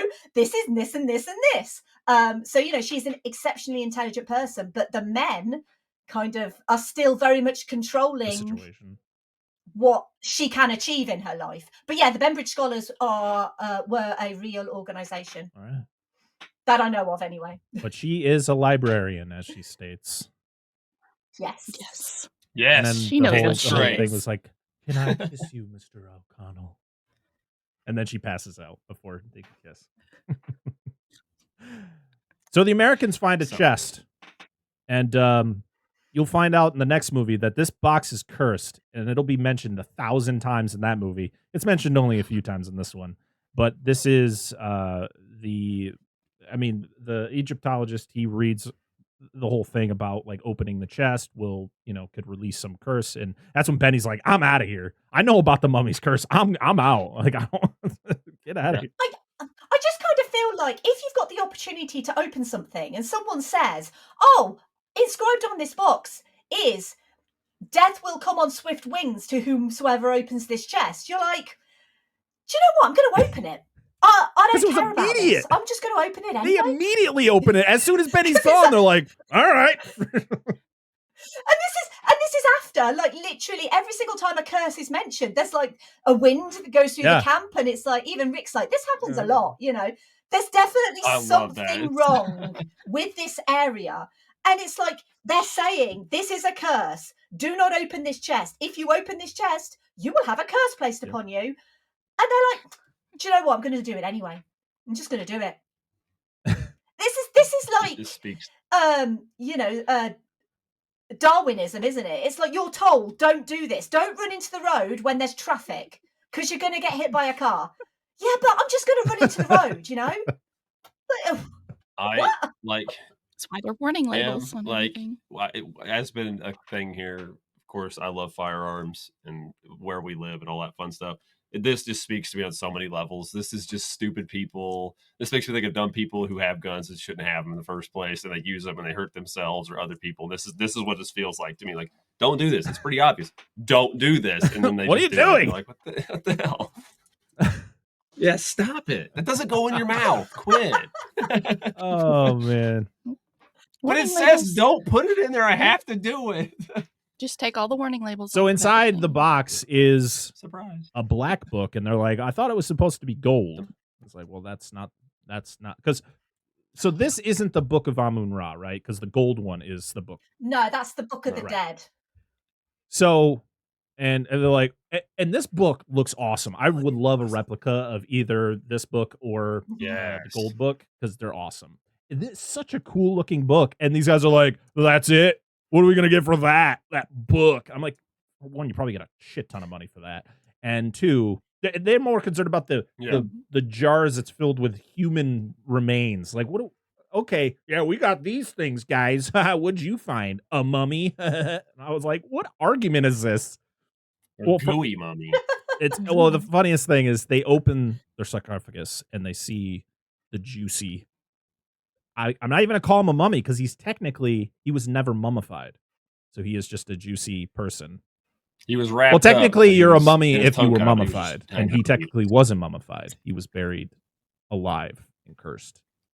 He was buried alive. He's only partially mummied. If I want to be technical, the thing is, you can't. The thing is, it's like the movie can't be called The Sort of Mummy. It's like you're either a mummy or you're not a half mummy. No, I get it. I just wanted to be that guy. I want to be that guy, you know.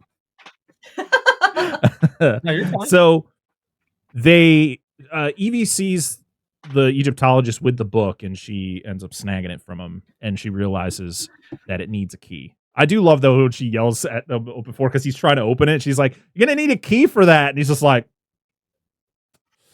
"All right." I want to know because the Book of Amun-Ra is gold, right? Mm-hmm. I want to know what this book is made out of. I want to know what material. That's an interesting question. The Book of the Dead's made of, because it's very obviously the construction's identical almost, but like what metal is used because it's clearly metal of some type. I don't know. Like, did they have? Just a thought I've always had. What metals did they have back in like 1290 BC? I don't know. Was it bronze? I guess it could be bronze. Yeah, because bronze discolors over time, doesn't it? So maybe it could be bronze. Never thought about. But even then, that would still fetch a lot of money. Like if you found that and you sold it, if a bronze item, you'd still get a hell of a lot of money for that. Like, listen, even if you're like just unga bunga treasure hunters, if you've seen a book like this, it's not like a scroll or like just a bound book. Like this is a book constructed of even metal. the pages. Like, this is weird. Yeah, like they're not made out of papyrus. Yeah, which is what was commonly used in Egypt. Like this was like everything is made from like almost the same material. So she explains the Hamdai, and that's possibly what happened to their friend here. Because of the fact that he's still gooey and there's like claw marks inside the sarcophagus and they also find like remnants of the scarab beetles in there as well. So there was, the fact of he was probably eating them too to stay alive. But I'm like, how? He was wrapped up. Did he get out of him?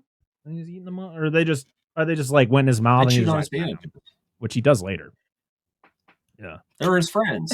They're like, hey, dude, we're hanging out together. Like, we can unbind you a little bit. Stop chewing my toes. But they're eating me, I'm eating them. It's like a codependency relationship. Yeah, exactly. Yeah. More of a vicious circle. Evie steals the book. She opens it and she reads it. And of course, that's called stealing. I do love the zoom in on the practical mummy until it gets right up to him when she says the final phrase and it comes alive. And that's when like this big wind goes through the camp. And that's when the Egyptologist gets up. He's like, you must not read from the book. And then of course that's when hell breaks loose and everything's bad. And I'm just like, where are the Magi? Where are they? They're not doing their job. They're on their cliff. They felt the wind and they're like, watching. son of a bitch. They did it. But it takes them ages to get down to the camp though, because they don't actually appear for a while. So they're like standing there. Something's happening. Should we go? Nah. Let's just wait a little bit and then we'll go. It's like, no, I just ate my lunch. Like I don't want to get in charge of Magi training because these people need to be retrained. They're just doing a terrible job. We just got the spot back from the desert nomads. I don't want to leave yet. Oh man. So yeah, this releases the mummy. It releases the plagues upon the earth. We get to see the locust swarm. So we see the Egyptologist with all the locusts on him, and I guess they had to do a lot of takes of this because Jonathan Hyde couldn't stop laughing. And every time he would try to speak, there was like sometimes he said that like some of them would like crawl into his mouth because the only way that they could get them from constantly flying around was they had to stick them in like a refrigerator, which I guess when they become cold, they become more docile. So and then they would put him on his face. But yeah, he goes, "What have we done?"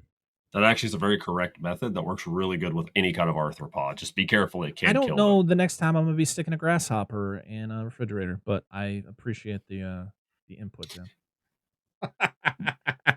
Well, I'm just saying because being in the spider community, you'd have tarantulas that would molt improperly, and some people would put them in the refrigerator to make them docile to try to get the molt off because it would get stuck and they could die.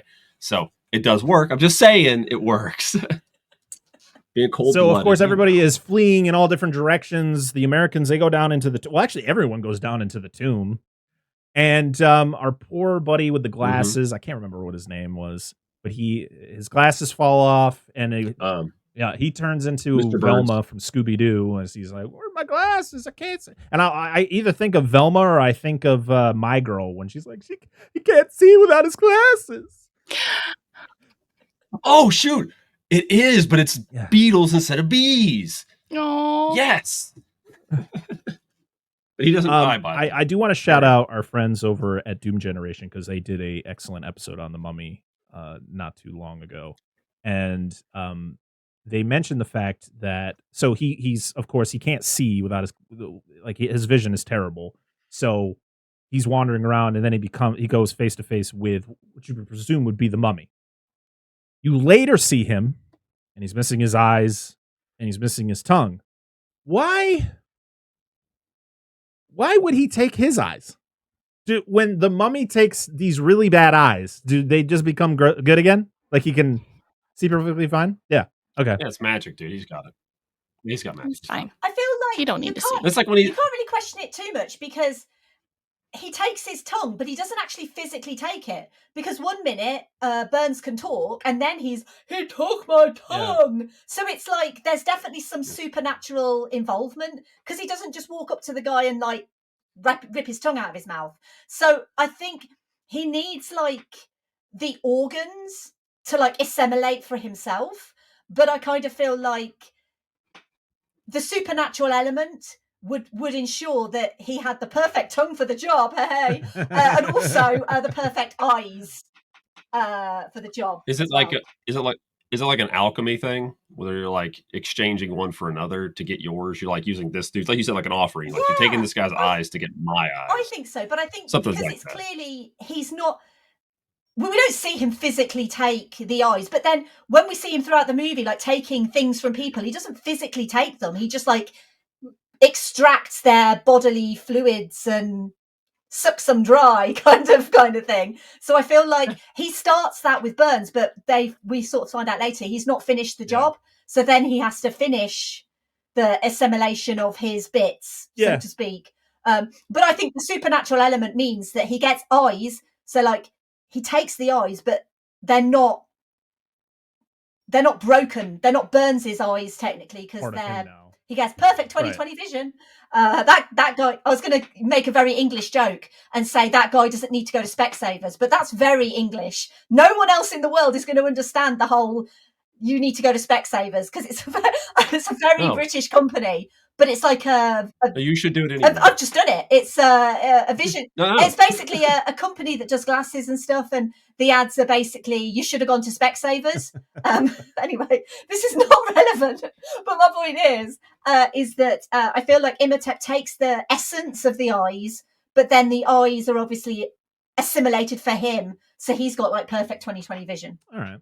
I think you should make as many obscure British references as physically possible, try. so our audience will look it up. Because I think it's great. Because I'm going to make it, esoteric references to things all the time. So I'm just waiting to get a Yu-Gi-Oh reference in here for anybody that watches that show. Because it's all Egyptians.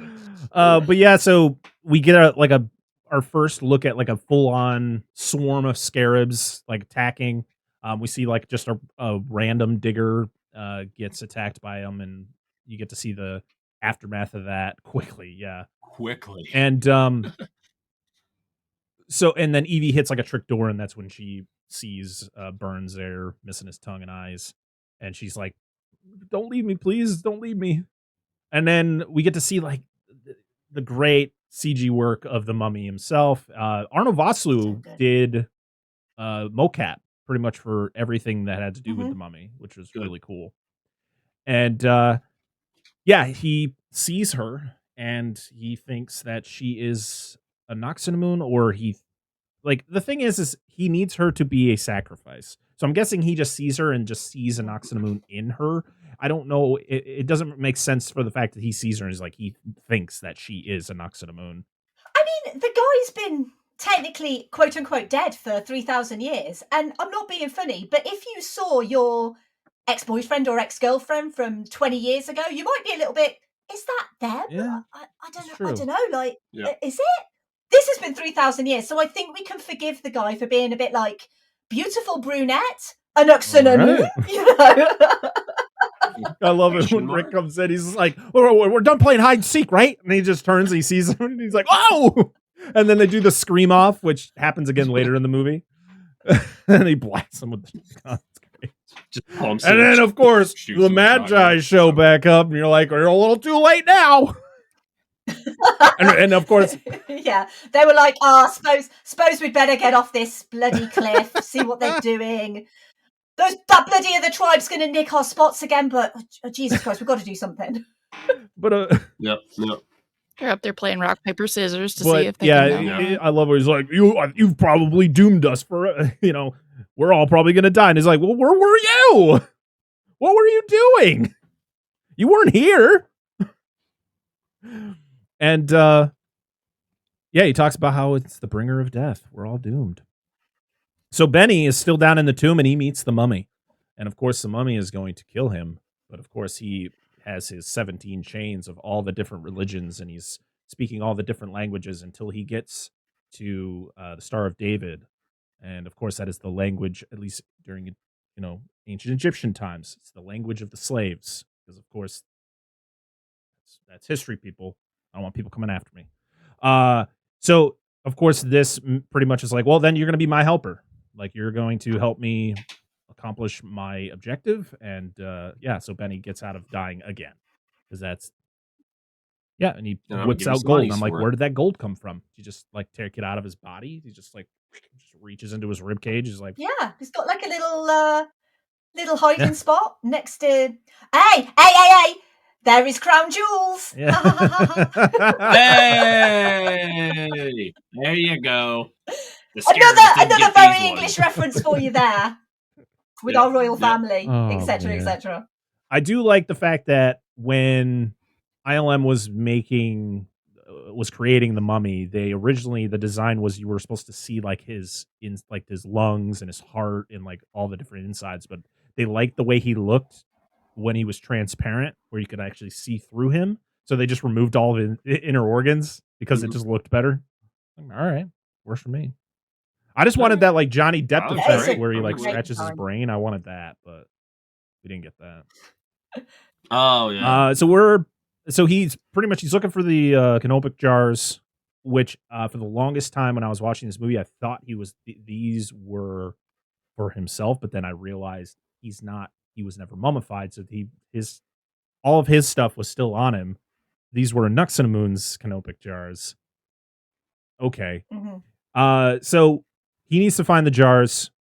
We go back to Cairo, and Evie is just super determined to stop him. And Rick is like being rational. He's like, "What are you talking about? This is literally someone who can't be killed by guns. Like, we don't know how to kill this thing. And you're just like hell-bent on like, I started it. I'm going to stop it." I'm like, well, I'm glad that you take responsibility for waking him up.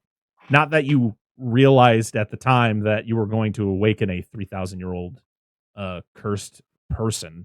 But here we are. We then meet Winston. And he is awesome. I mean, he is drunk out of his mind as he's like walking through the town. He's like, "Oh no, buddy! Somebody spilled a drink here." This is being led Yes, through. yes. We've talked about this actor before, Bernard Fox, because he was in Titanic.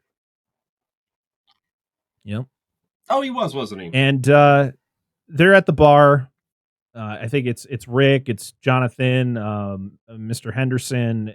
Actually, both of the Americans that are left, and then Winston shows up, and they're all just chilling at the bar, and they're taking shots, and then they all spit it out, and then they see that the water has turned into blood because that is one of the plagues. And I was like, why did the drinks that they took a shot from turn into blood? It's not water. Did they take shots of water and it turned into blood? Or does it turn every liquid into blood? Is that how the curse works or the plague works? I'm not sure. As well. I mean, technically, you could say if it's an alcoholic beverage, I don't know what alcoholic beverage it would be in the 20s, but they would be partially made of water. Okay. Maybe. I don't know. I don't know how is alcohol made? Maybe we need a different discussion to educate me on how alcohol is made. Angela, you work at a distillery. But I expect water is part of the process. I don't know all of it. Is there water in the... I mean, I've seen Okay. water. All right. Well, I guess that makes more sense. Yeah, there's water in it. Okay, so it's like it doesn't need to be running water. It's just any water automatically turns into blood. Although I will say it looks like some sort of very British reference here again. Looks like Ribena, which is like a blackcurrant squash kind of drink, like a very diluted purple, like a bit. It looks a little bit like cranberry juice, like a very diluted cranberry juice. It does not sound rather than appealing blood. at all. When you said squash, I was like, I'm good. Yeah. Oh no, squash is very British, but it's basically juice. It's basically like diluted juice. We give it to kids. Well, I don't know what you guys would have over there that's equivalent, but like Sunny D or something like that, like a fruity drink, but you dilute it in water. So yeah, Ribena's a well-known brand over here. I'm literally not appealing to any of your otherworldly listeners at all. But, no, this one I was going to reference Kool-Aid. Oh, yeah. We don't have Kool-Aid over here, but I've been to America. I know what Kool-Aid is. I know a lot of people in America drink the Kool-Aid as well. I have a friend that lives over in the UK. He's a big Jurassic Park collector, and I send him packages over to and fro, and also occasionally throw like Kool-Aid and stuff in there for him and his kids. It's like, we don't have this. I like this. Like, we don't have it at all. It's probably poison. That's why, so I don't blame you for not having it. Oh man. So yeah. Anyway, so we were talking about blood. Yeah, blood in the water. So of course that is the next plague. We see that Burns meets back with Imhotep about, I love that Benny's there, translating because of course Imhotep can't speak English. So he talks about the fact that he appreciates his eyes and his tongue, but he needs to finish the job. And out of all the effects in this movie, I think this is my least favorite effect, which is when the mask that Imhotep wears is really cool. But when he takes it off, it's just weird. Dude, he's got like a dozen scarab beetles that crawl over his face. And I was like, I don't like it. I wish it was just his mummy face, because the effect of the scarabs were kind of off-putting for me, especially in 4K. But that's a minor complaint. We then get our next plague, which is fire from the skies. Normal. It happens all the time. Sometimes the rain just turns into fire. It's fine. And Imhotep has claimed his first victim. He fully has taken everything from Burns. And we also find out that Imhotep doesn't like cats. And you later find out the reason he doesn't like cats. Well, they're the guardians of the underworld after all. So Ardeth shows back up, and you find out that the curator of the museum is part of the Magi. I was like, okay, so you didn't do a very good job either, because this is bad. You're like, well, I did burn the map. I didn't know they were going to still go. Yeah, he did try. Yeah. He did try. He burned the map, and he basically told them that Hamunaptra was, stories made up for tourists, and really, he did try to dissuade them. He couldn't have stopped them, but he did try to dissuade them from going to Hamunaptra or even thinking about going to Hamunaptra. So, the guy tried his best, I think. He tried his best. I love it. with arson. What else could he do? It's like she'd already destroyed his library. You'd had Jonathan rolling around with the skeletons in the little crypt that he's got going on. So I feel like by this point he's probably exasperated, and he's like, do you know what? Just like Hamanaptra's not real, guys. It's not real. It's made up for tourists. Just, oh, I've burnt the map. Oh no, now you definitely can't go. You know?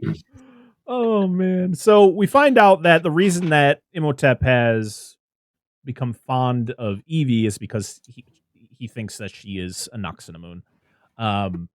We then get the eclipse, and pretty much now Imhotep is going after the Egyptologist because, of course, he was there when the box was opened and he has the book. So this is my favorite. So they're like, okay, we got to go find the Egyptologist. We're going to go to his office. He gets in there. He finds Benny digging through the whole thing. And this is my favorite. When Benny tries to run away and Rick just picks up that chair and just throws it at him perfectly and just knocks him out.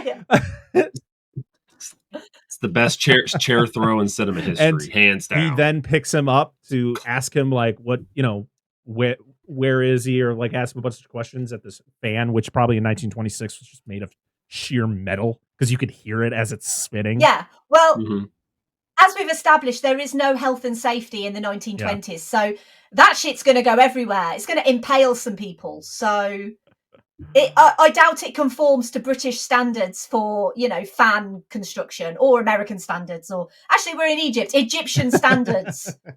Egypt was probably colonized by the British back then, because we colonized everywhere. Yeah. So it's probably British standard fan construction.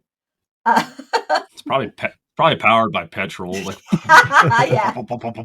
So of course Benny escapes. Rick and is it Jonathan, I think, is with him. They look out the window and they see Imhotep has claimed the Egyptologist. He's gotten the book back, and then that's when he releases the flies from his mouth. And I do like the fact when they shut the window, it hits the window and it like deflects down to the people below, and they're swiping away. So I guess in this scene, yeah, go ahead.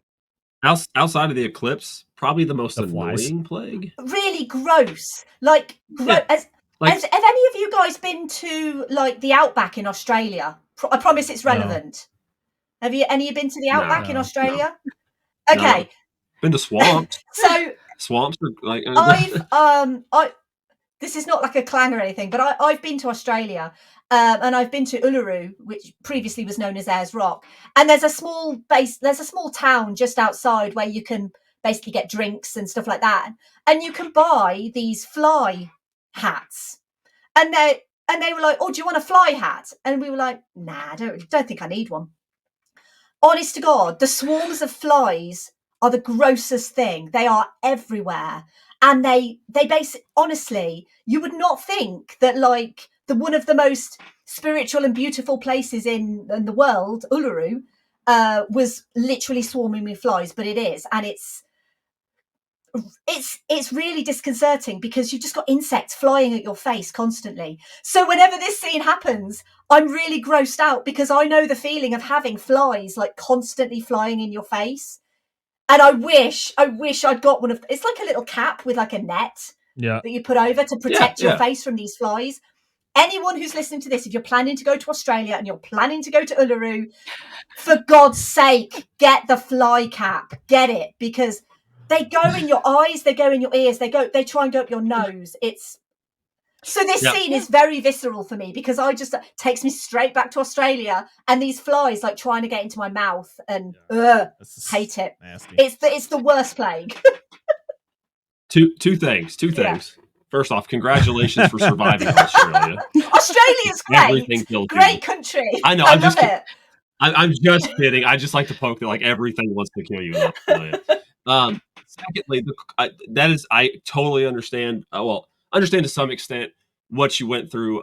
I took apiculture in college, and I love bees. And one of the things my professor always got on to me about is I would not wear protective headgear when we worked with the bees because I never had a problem, which is stupid. Like I should have, but like they don't do quite like flies, but they would, you'd get bees landing like all over your face and So not quite the same, but somewhat similar experience. Yeah, but I think it's just the feeling of things that are on your face and, you know. Just like getting in your ear. But also, flies are quite disgusting. I think bees are obviously beautiful insects. They basically keep the world running. You know, bees have a purpose. Right. Flies literally live for like 24 hours. And they're, bye. And then they land on dog poop, you know? It's like, I don't want that on my face. So, no. So yeah, no. these totally get it. These flies, this is literally traumatizing, this scene for me. The whole idea of flies coming out of his mouth and then into people's faces, and they're like, oh, it's horrible. I'm going to find a picture. I'm going to tag it. I'm going to find a picture and I'm going to tag it on Twitter to you, Emma, because you're the only person that'll get it. I'm going to find the most beautiful fly I've ever seen in my entire life. And I've caught one, and they're gorgeous, and they don't harass. Okay. And I'm going to send Thank it to you. you on Twitter. I'm sure they're very good flies. Not all flies is what I'm saying. But those. Oh no, I understand. But those flies in Australia, they were swarming all around. Yes. So yeah. Get the fly cap, people. Get the fly cap. But anyway, they didn't have fly caps in Egypt in 1926. So these poor buggers, they were fucked, weren't they? Absolutely. Yeah. So of course, Rick locks Evie in her room and has the two Americans guard it. One of them is like, "I'm gonna go get a drink. You want something?" He leaves. Oh, dude, no. This is one of my favorite lines from this movie. He's like, "Hey, I'm gonna go get a drink. You want anything?" Yeah. Give me a bottle of bourbon and a shot of bourbon and a bourbon chaser. Yeah, I'll get you damn drink. I love. But yeah, I love that line so much. He gets royally fucked because the mummy shows up, and this is when you get another shadow kill because you see him get thrown up into the air, and then you just see his body just get sucked dry, and then you see his body just fall to the ground. Good. Oh, it's great. Sand bukkake. He just opens the door. And it's all done. Oh, sorry. Can that be like the tagline for this episode, please? Sand bukkake. Absolutely. That'll be the first line of the episode's Absolutely. description. That's It's just going to be in all caps, sand bukkake. Oh my god! But we get the sand through the keyhole to get into Evie's room. You get like she's sleeping and he kisses her, and the effect of he's almost fully regenerated, but when he kisses her, his like mouth goes back to like that mummy form, and she wakes up and reacts to it, and then Rick comes in with the cat. He's like, "Hey, I got a friend!" He's like, "Whoa!" And it's that great reverse shot of the sand sucking out the window. It's great.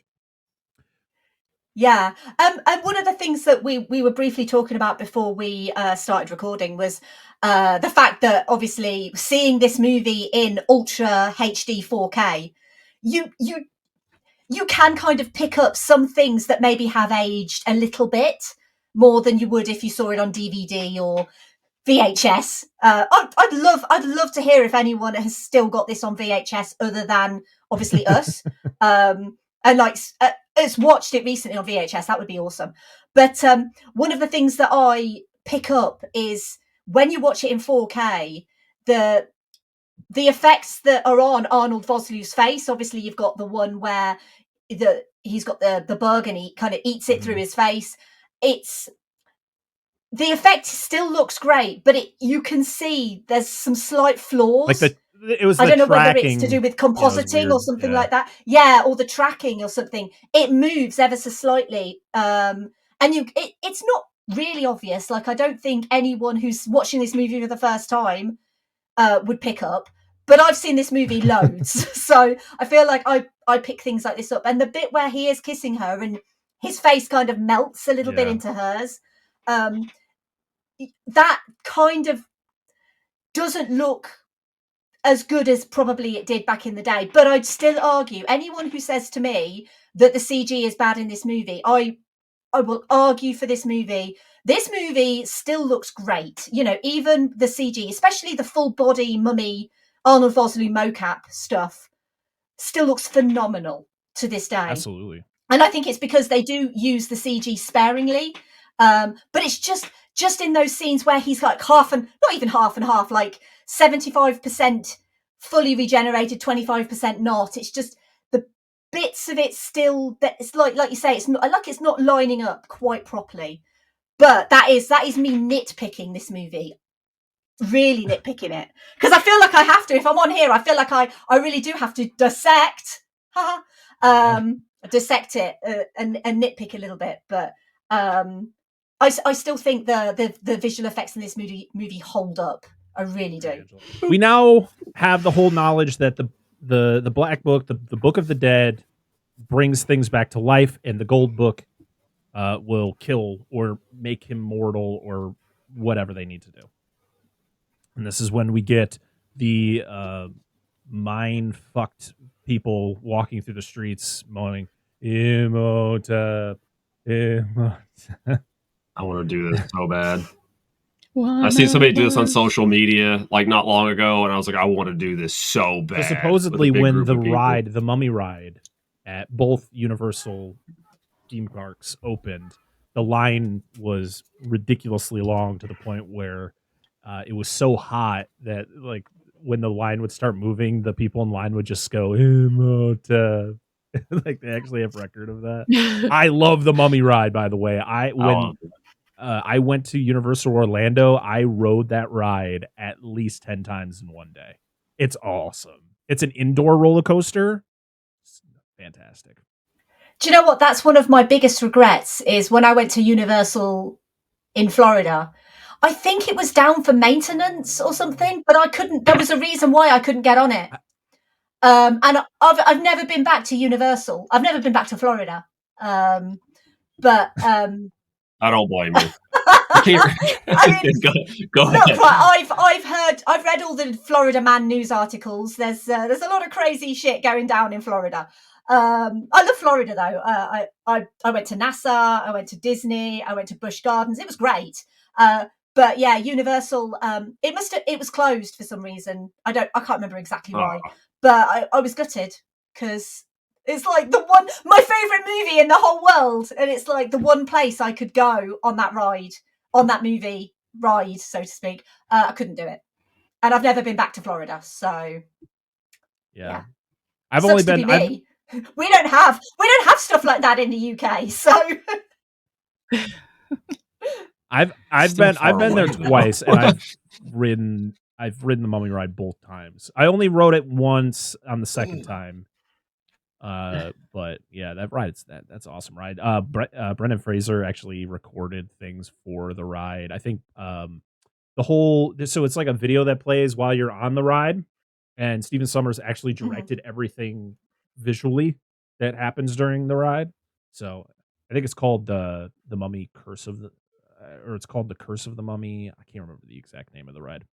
It's awesome though. But they figure out that the Book of Amun-Ra is actually under the statue of Horus.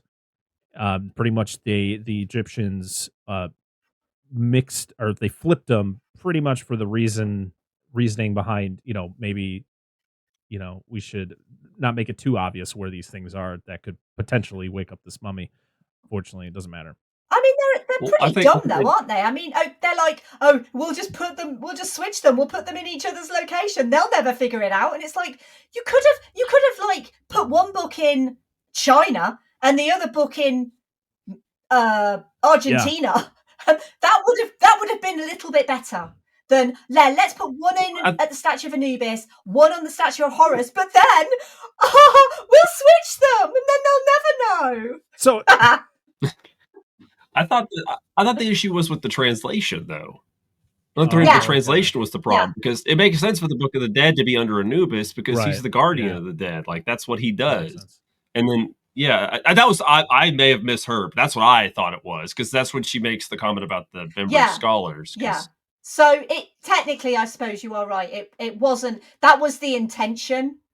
But even so, the intention of putting those books in that location, which is literally where they need to be, still kind of doesn't make sense. You could have given one to the Magi and they could have it on top of the cliff.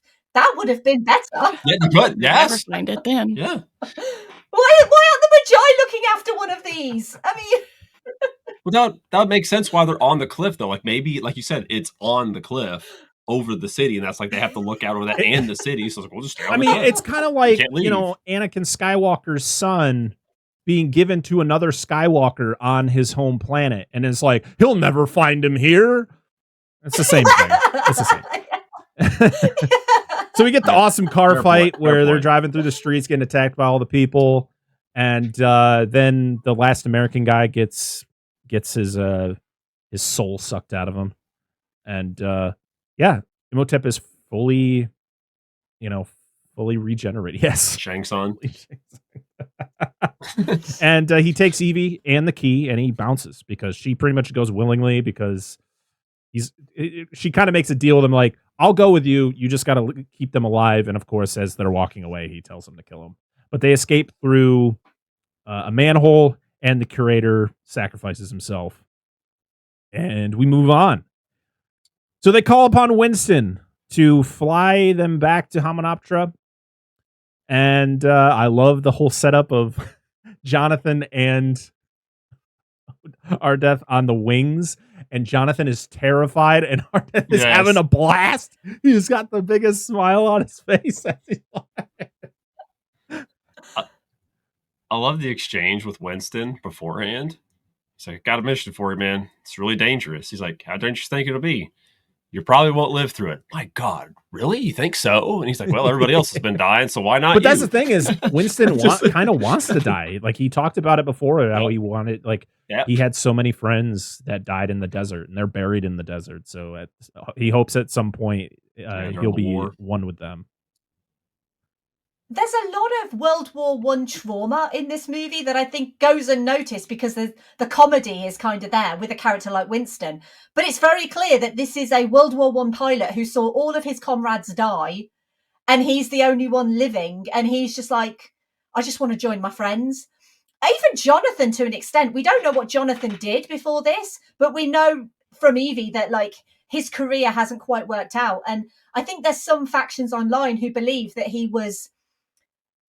maybe he fought during the World War, and maybe he's got quite a lot of trauma from his experiences, because obviously all of the eligible men were drafted for the war. So in 1923/26, a man of that age probably would have fought in the Great War. And to kind of go through all that trauma, and for Jonathan to be kind of the sort of person that he is, where he masks a lot of his stuff with humor. I think it comes out more in the sequel, to be honest. But I think there's a lot of latent war-based trauma in this movie, but I think it's most obvious with Winston, because he's literally, he's literally, I want to die. Am I going to die? Yeah, you'll die. Oh, okay, then let's do it, you know? Yeah, like it's only 5 years after the war, so I mean it's like the end of the war, so it makes sense that people. So we then see Imhotep travels via sand tornado, and I love that Winston's like, I've never seen one that big before, but it is. That's what she said. Sorry. Yes, thank you. I was gonna say. I was gonna make a comment about. I've never heard that one about. So. And then Imhotep sees the plane flying, and he's like, "Well, I get to try. I'm gonna try this new power of mine." And he summons a sandstorm, which then also has his face on it, and he controls it. I love it. My favorite, is when you see the sand. Of course, Rick shoots at him. Like, it's a sandstorm, dude. Like, he's shooting at it. And of course, it like engulfs the plane. But like, you see when the mouth opens, it turns back to Imhotep doing it. And I was like, Arnold Vosloo's having a blast just doing the goofiest pose. Just like, it's so good. But the plane crashes. Winston dies. It's sad. Like, oh, it's quicksand. I was like, of course, conveniently, there's quicksand right where they crashed. It's because they wanted Winston to be part of the sand like he wanted. Yeah. Evie warns Benny. No. You're going to get your comeuppance. And he's like, I love what he's like, really? 100%. Do people, can you just get that is his best line in Deep Rising. Pantucci! Jonathan gets a scarab friend under his skin, and it's when Rick does this cool little knife trick and just and then shoots it. And then, Imhotep wakes up some friends. And my only question is, so he wakes up the priests, which are actually mummies. So that's when you actually get to see like them wrapped up and all that, which is cool. And most of them are practical. The only time they're CG is when Rick fights them. But my question is, why do the stones on the side of the wall turn into mummies? That doesn't make any sense.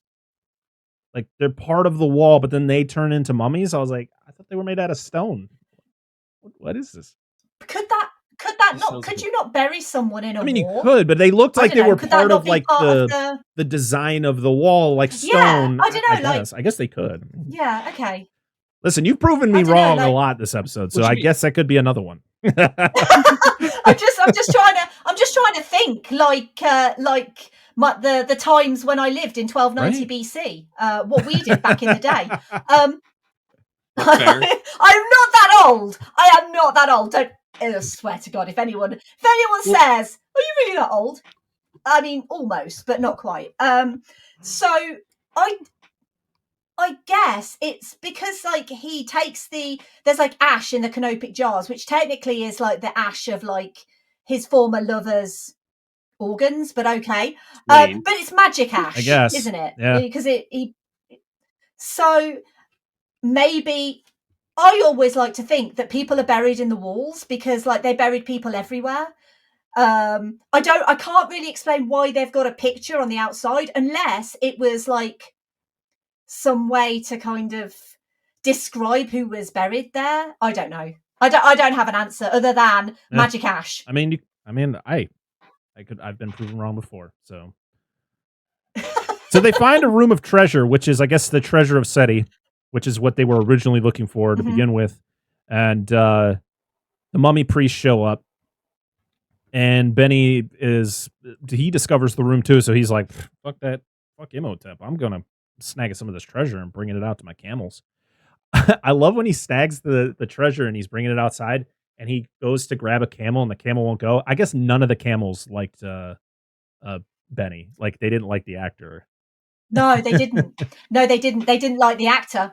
And it was like this long running thing that like anytime he went near a camel, the camels were like, nah. You're a shit. This man's a piece of crap. Yeah, exactly. Oh, man. Yeah. I actually do have a question for maybe you guys could answer. Maybe you guys could figure out. So obviously now we're in the process where Imhotep is going to be attempting to resurrect Anck-su-namun once more.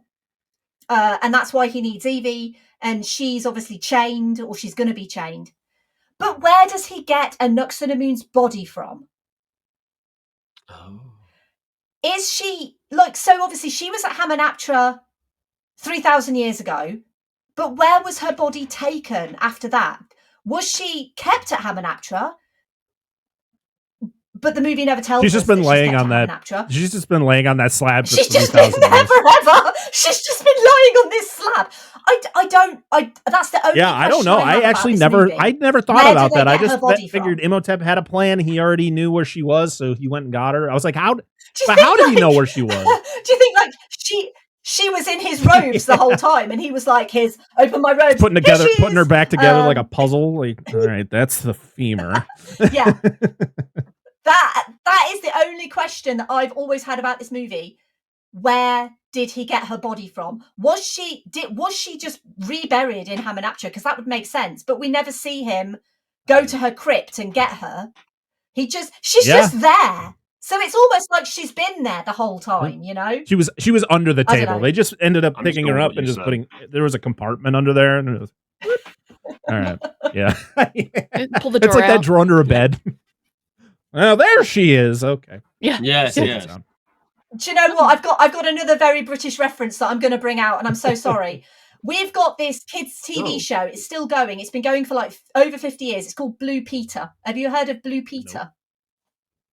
No. Okay. Well, it's very British. On Blue Peter, it's a kids' show, and they have like it's like a news show. They have information, but they also build stuff. So they'll build stuff for kids that kids can also build at home, from toilet roll holders or washing up liquid bottles, and you can basically we'll build a spaceship. All you need is a washing up bottle and some tape and some paint, and you too can build it.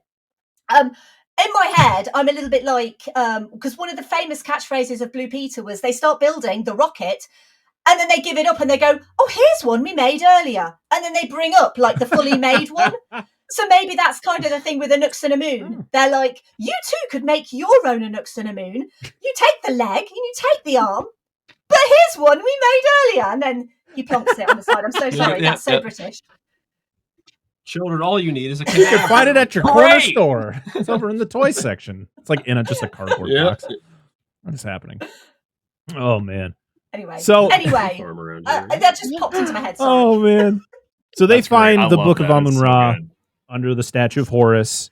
I guess that there's a deleted scene where mummies start attacking them while they're trying to get the statue open, which I wish they used the deleted scene because it makes sense. Because remember when they opened up the bottom of the Anubis statue, that acid stuff came out?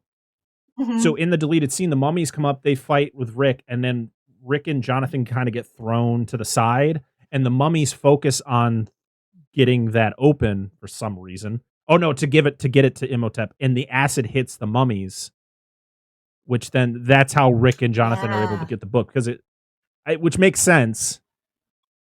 Yeah, that does make a lot more Ardeth sense. sacrifices himself. We're going to put that in air quotes because he doesn't die. Originally, he just hung out with the mummies. Like, you guys want to just go hang on another hill, or I'm going to go to a dune in the sky. But originally he was supposed to die. Like, this was supposed to be his sacrifice, but I guess they liked him too much. They kept him. Boo. So Rick fights all the mummies and saves Evie. I love this whole thing. I love watching the behind the scenes where it's just Brendan Fraser fighting nothing, but he does such a great job at it. And the sword that he uses throughout the rest of this movie is the sword that Imhotep uses to kill the pharaoh. Same one. Oh, I did not know that. Okay. Oh, wow, that's great. Okay. But I loved watching kind of the whole choreography of this whole fight scene. Like, at first it was like Brendan Fraser's like fighting like stunt doubles or stunt men and stuff, and then it's literally just him fighting nothing. And then it's like perfectly placed with the CGI mummies. It's fantastic. But like you say, great callback to Jason and the Argonauts. This was the huge influence on this scene. Yeah. So, but my favorite is when he chops off the head of one of the mummies and he's juggling it and he hits it like a baseball. I always love that one. But then my second favorite is when he thinks everything is good, but then the one that got chopped in half is still like grabbing at him. And then you got the dismembered arm like going towards the sword, and right as it grabs the sword, he grabs the arm and chops the chops at the shins of the one that's holding the big like stone that he's gonna crush him with, and he just crushes himself. So good. But then the guard mummies show up because Jonathan is reading the inscriptions on the Book of Amun-Ra, and it awakens them, but Imhotep is able to control them up to a point because Evie tells Jonathan to keep reading so that he can gain control. These guard characters play way more in the second one, but they, they're all armored up, but then they start turning into like Spider-Man. They're like crawling on the walls and like chasing Rick around. Normal. Yeah. Oh, it's part of their guard training. But this was the one where you get the second scream off, where he screams off with them, and he's like, and just runs away. But this is where, and we're going to talk about it more next week with Mummy Returns. Mummy Returns reuses quite a few things from this movie, like exact situations, because it's Jonathan trying to figure out the last symbol of the inscription, and he can't figure it out, and that's when he's like, it's a bird, and he's like, a metaphys, and of course that. Go ahead. Go ahead. And so then it gives Jonathan control of the guard mummies, which then he turns him to a Noxanamun, and they kill her again. Of course, this pisses off Imhotep, and Imhotep goes after Rick. and just starts slapping them around, throwing them all over the room.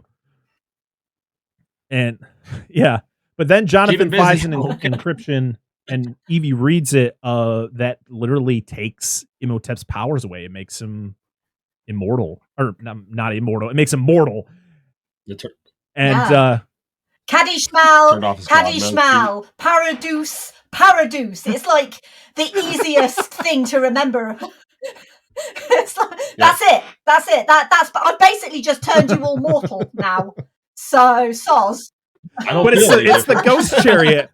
Is it the ghost chariot of SETI? Like, you, Imhotep, you son of a bitch. It just takes his powers. Yeah, look out for the ghost chariots now. They're all going to start coming. But the irony is, when Rick stabs him, he ultimately gets stabbed with the sword that he used to kill SETI. So it all came around on him. That's quite cool. And then, of course, they didn't want to do any effects on a stab wound, so they just told him to hold his hand over where the sword supposedly went into him. And then he backs into the gooey swamp and gets turned back into that gooey mummy again.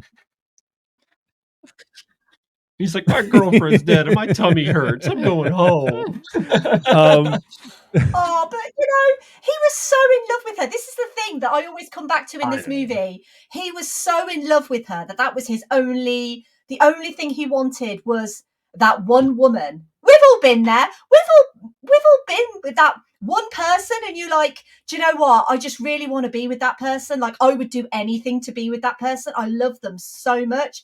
But he's been living that for like not been living, because he's kind of, you know what I mean, for 3,000 years. All he's wanted is his girlfriend back.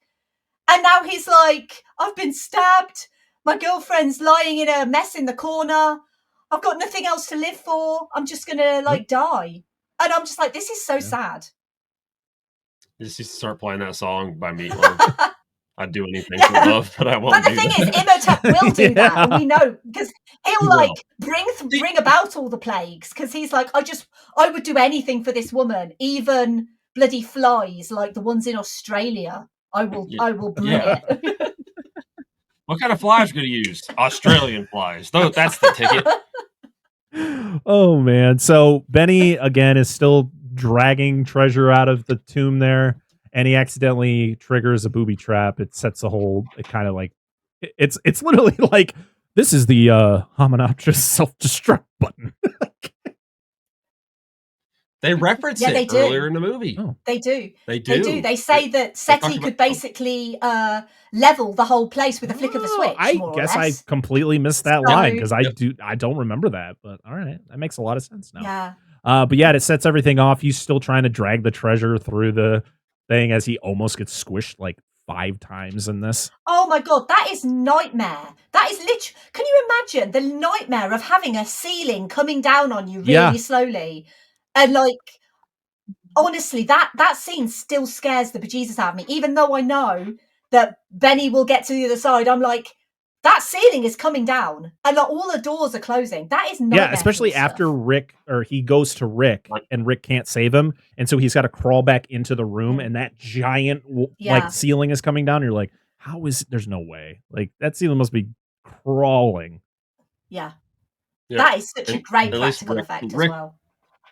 It is, and Rick at least tries to save Benny, even though he's a piece of shit. He's like, because that's who Rick is. He's and that so. Kind of guy. Yeah, this is when we see the end of Benny. Benny has his torch. He sees all the scarabs all surrounding him, and then the flame slowly goes out, and then all you hear is his screams. You're like, bye, Benny. Yeah, goodbye. Benny. One more time. Goodbye, Benny. Hominopterous sinks back into the sand epically, by the way. Things are just flying all over the place. You got these mounds of just everything just flying, and they're just like, huh. That's wild.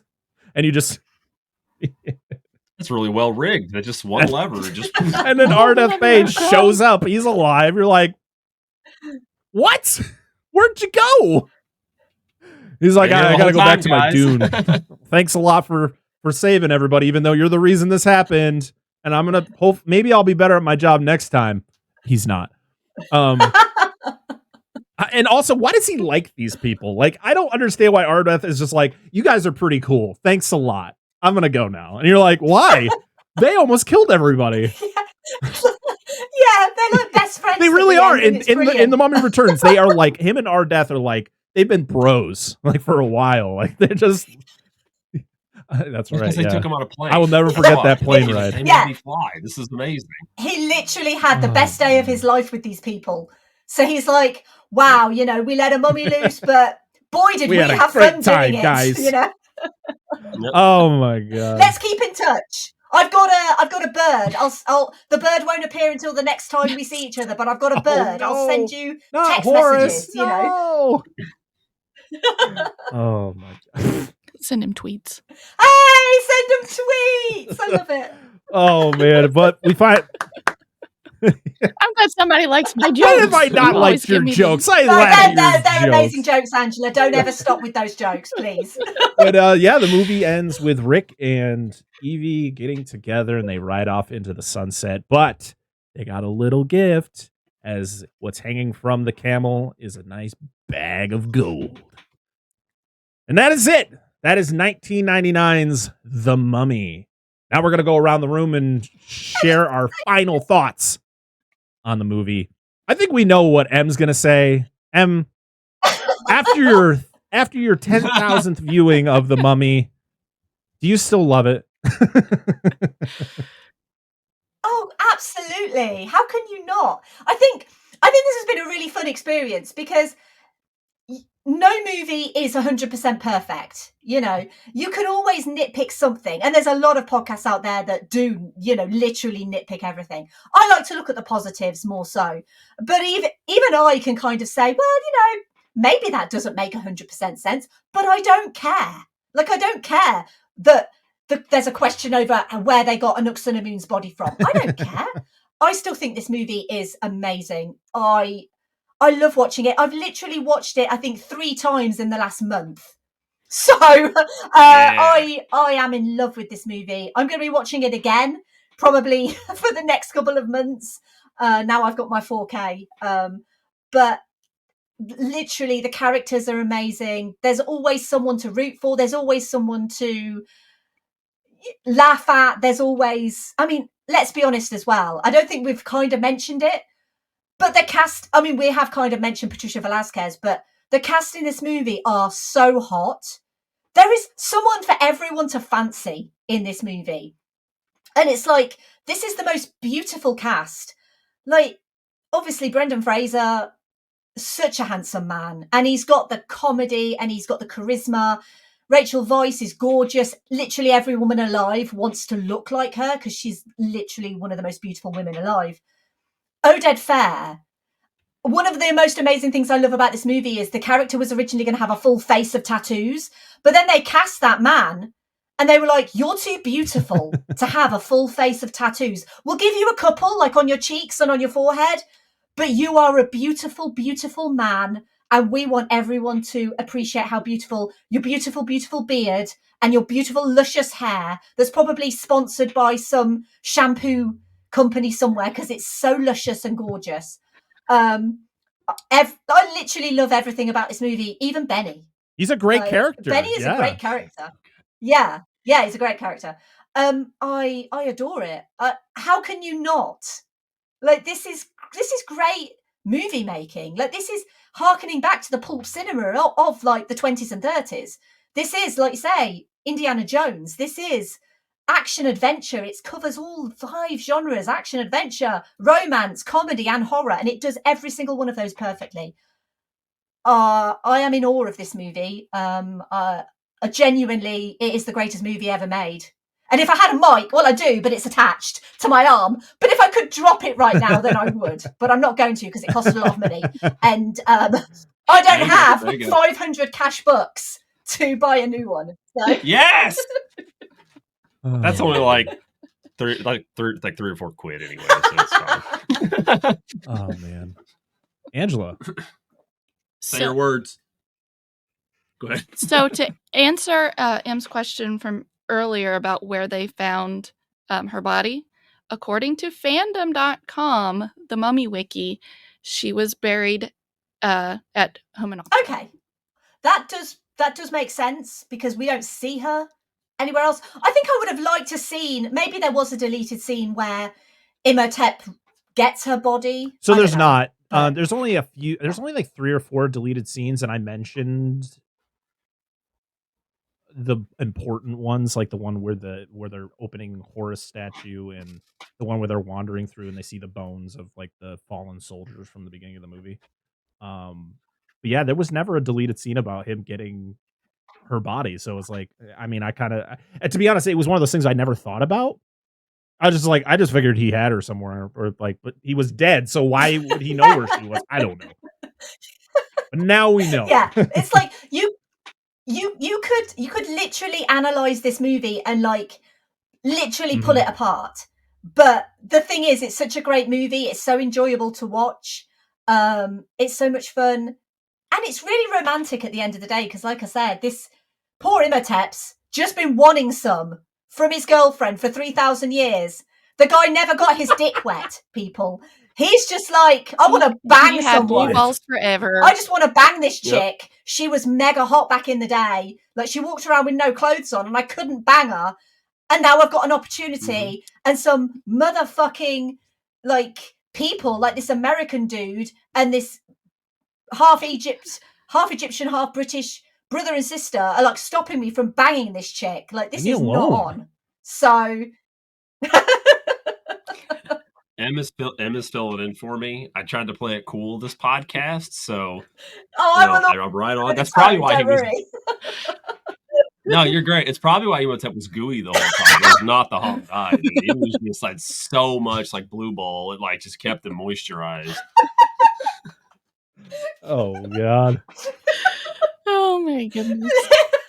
But anyways, I adore this movie.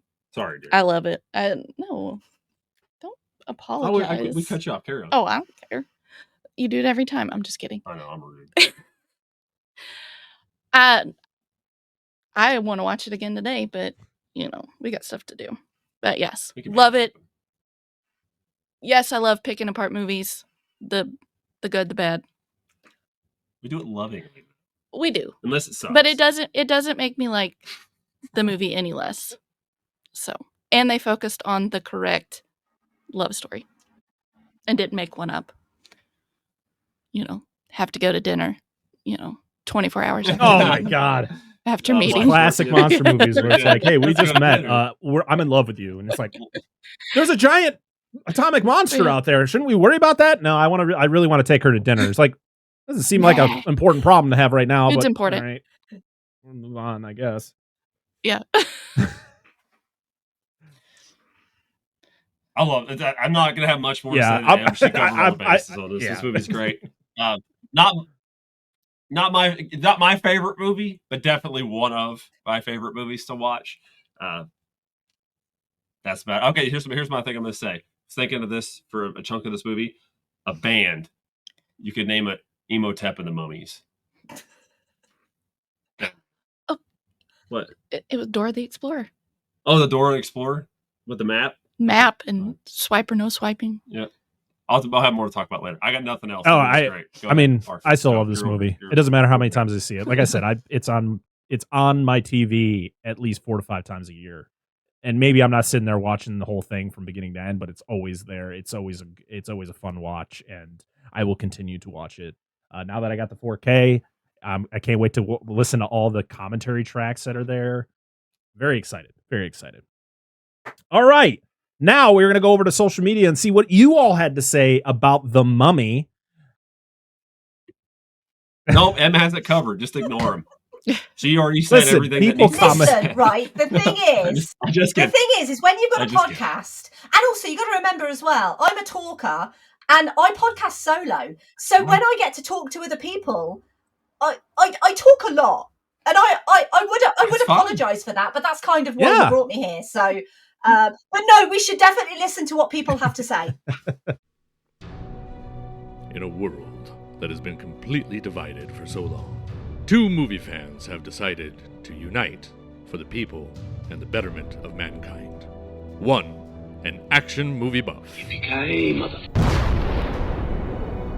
The other, a horror movie fanatic. Together, they will try to bridge the gap of both genres into one podcast with their battle cry, "Give me back my action and horror movies." Listen along as Charlie and Nate alternate each week talking about action and horror movies they cherish, mostly from the VHS era. Also, including some modern examples that felt like the movies they grew up with by answering the battle cry, "Give me back my action and horror movies." Available wherever you listen to podcasts. Look them up on Facebook and Instagram.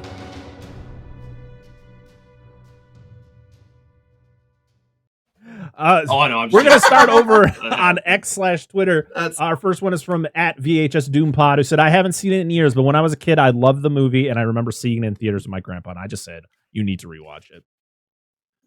Doom Generation podcast said, "Ride that mummy train." Such a fun flick. As I stated before, Doom Generation put out an excellent episode on the mummy, so you should definitely check that out, and just check out their show, period, because it's fantastic. Next one is from SP Film Viewers, who says, "We did an episode with your self-review on this movie recently. Very positive thing to say about it." They linked their episode in there, so make sure to check that out. At Bad Movies We Love said, "It's been really great that this movie has gotten a re-evaluation of sorts lately, complete with theatrical re-release. Such a staple of its era, but immensely happy to see so many new folks enjoying it too." Absolutely. To be honest, I always feel like this movie has been popular. Yeah. Yeah, I mean, maybe there has been a reevaluation. I think why we're bias, getting so but many I've people never covering it not. this year is because it's the 25th anniversary. So, but hey, more love for them. No Shut up, Dan. Real Feels podcast just said, "Hell yes." And Super Nerd 525751 said, "I like this movie. Actually, the entire trilogy. It's dumb fun. And since Brendan Fraser is making a comeback, I'm hoping one day we can finally get The Mummy 4.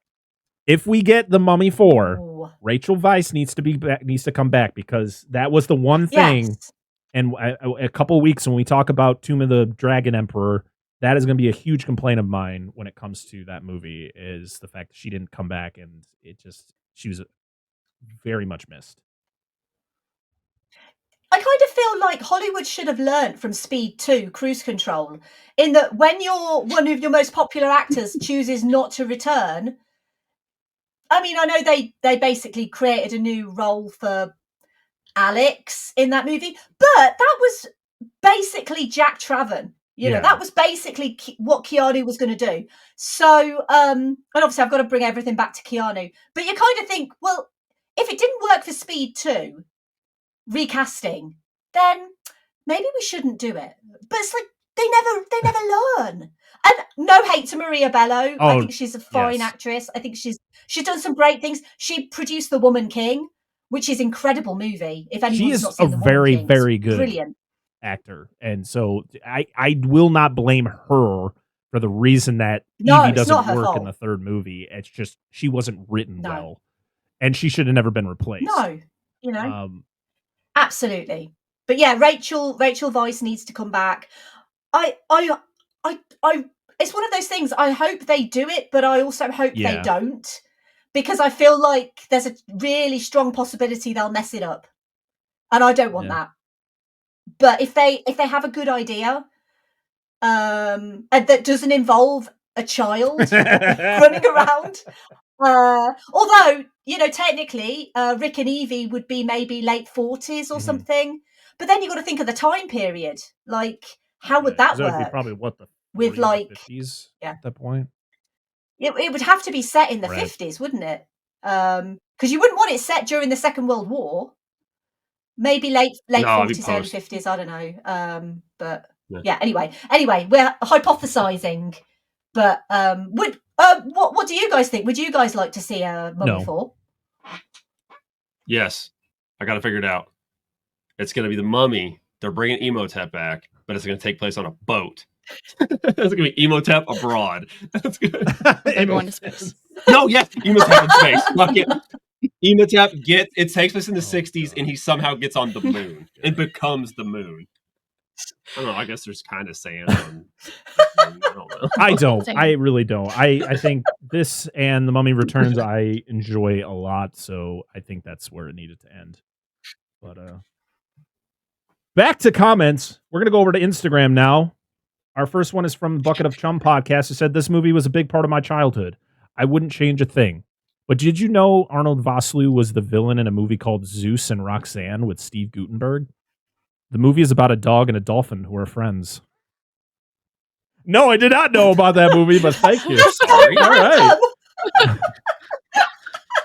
No, dude, go. I'm telling you, go watch the short. It's like 15 minutes long. Superman and Shazam versus the Black Adam. He plays another Egyptian character, dude. He plays Adam Teth. It's freaking great. Go watch it. He's awesome in that. And then we have Big Optimist 33 who said, I really enjoyed the first two Mummies. The third and Scorpion King movies, I didn't care for. I enjoy the Scorpion King. What? But then they needed to stop. They made like 5 of them. And I was like, okay, let's simmer down. He also stated that he wants to say hi to fellow East Tennessee folks, Dan and Angela. What? Wait a minute. You don't know where the fuck I live. I gotta find this. No, that's true. We do live in East Tennessee. We have made that. I was just trying very to cool. find. Hello. Hello, fellow people. He says that he is from Hawkins County. Not I sure know where that is. Oh yeah, I actually know. I probably Sure. I got to make sure we didn't have any. It's somewhere over here. I don't think Yeah, we did, it's not. I just got to double check. Oh yes, we did. We got one from patron Jason, or Seen That Reviews, who said, absolutely still deserving of every bit of millennial hype that gets bestowed upon it. So there we are. Thank you so much for leaving your comments. Make sure to follow us at Dissect That Film and watch for our posts that show what movie we're going to be covering so that you guys can leave your comments on it so we can read them on the show. Now, well, we already mentioned next week we're continuing our Mummy Month as we're going to be talking about 2001's The Mummy Returns with some very special guests. We're going to be having Joe and Sean from Movie Dumpster back, and we're very excited. So if you did not know, I did not mention in the beginning, this is a month where we will be talking about every Mummy. Well, not every Mummy movie because there's a lot of them, but we're going to be talking about the 3 from the Brendan Fraser trilogy. We're going to be talking about M's favorite, the 2017 Mummy. And then our last episode of the month is going to be our patron pick, which is between Abbott and Costello meets the Mummy, Mummy versus Frankenstein versus the Mummy, and then the original 1932 Mummy. So if you want to participate in the poll to decide what our final episode will be for Mummy Month, make sure to go over to patreon.com/dissectthatfilm. Join at the free tier so you can participate in the poll to get our final selection. So there we are. Yes. We have a new review over on Apple Podcasts. So let's read that because that's always freaking exciting. So 5 of them. 1 star? We got 5 of the stars. It's great. From Chuddle of the Sam. It says in-depth discussions across genres. If you're looking for a movie podcast that deep dives a movie with passion and humor, you must give this a listen. The hosts managed to make the show feel like a hang and stay on topic, which is balance missing from many other podcasts. Plus, they have an extent. I don't think we do. I have not stayed on topic. I'm so sorry. It's okay. Some episodes maybe more than others. It's okay. Plus, they have an extensive library if you're looking for a new show to binge. Highly recommend it. Thank you so much, Chuddle the Sam. We always love reading these amazing reviews. Awesome. We always love to see that people actually very enjoy kind of you. the show, you know. All right. Now it is time to shout out our wonderful guest, M. One more time, where can everybody find you and your show, Verbal Diorama? Well, first of all, let me just say a huge thank you for asking me to come on to talk about The Mummy and for letting me talk about Ribena, Blue Peter, Specsavers, all of the other British things that you guys literally know nothing about. These could be like hidden codes. This could be like English hieroglyphics and hieratic that I'm talking about right now. But just in all seriousness, it's been an absolute joy to come on Dissect That Film and talk about this movie Thank you so much for having me. It's been so much fun. I know we've been recording for like nearly 3 hours, but it's literally gone by so quickly. And that's always a great indication for you just having a really good time with good people. So yeah, thank you so much. Where can people find me? Well, I mean, your podcast app that you're listening to this podcast, search for Verbal Diorama. I am also on all the social medias, so you can find me on Twitter, Facebook, Instagram, Letterboxd, Threads, Blue Sky, just at Verbal Diorama, because I'm weird and I chose a weird name for my podcast, which no one else did. So I got all the handles. So that's great. But yeah, if you are interested in film history, I do my podcast solo. So it's always really interesting to kind of hear me with other people, because usually I'm just talking to myself. So it is a little bit different, because it's always different talking to yourself as opposed to talking to other people. But they are both very much the same, you know, similar facets of my personality. And I love what I do over at Verbal Diorama. And yeah, I love film history.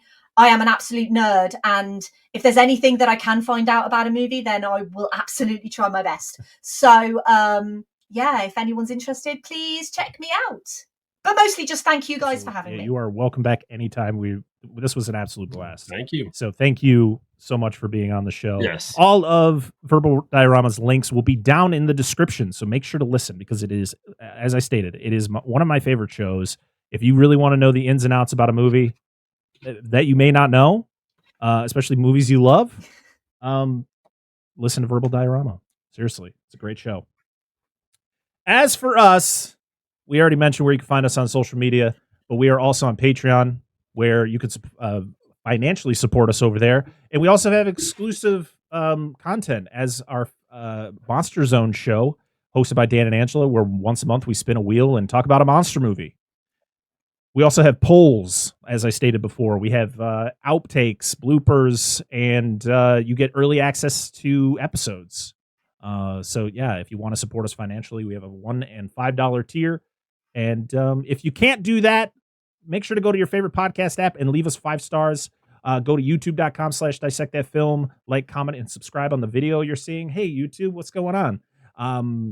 Yeah, that's all the different ways you can support us. And finally, I'm going to shout out all of our wonderful patrons. We have Billy Joseph Jr., Andrew Schoening, Corey Morissette, Jason, the Flicks and Friends podcast, Dan and Angela of DNA Gaming, Doom Generation, Eric Stein, Robert Stewart, Rudy5453, the Bucket of Chum podcast, Charles, Dennis, and the official Joey C. Thank you so much for supporting us over on Patreon. And yeah, this was a lot of fun. Thank you to everybody. Thank you, Em, once again for being here. Thank you. And I think I got everything. Did I forget anything, guys? I always seem to forget. Don't forget, on Patreon you can join a free tier and vote in our polls on what movies to watch at the end of the month. Yes, it's good to repeat. It's good to say it again. It's I okay. couldn't remember if you did. I know you mentioned the 2 tiers. Clearly, I don't know how to. I've done 170 episodes of the show. I never know how to end them. So I always feel like I forgot something to say, but it's part of the charm. But until next time, I am Brett Parker. That is Dan and Angela of DNA Gaming, and that is M from Verbal Diorama. And we are. This has been the Dissect That Film podcast. We'll see y'all again next time. Bye-bye.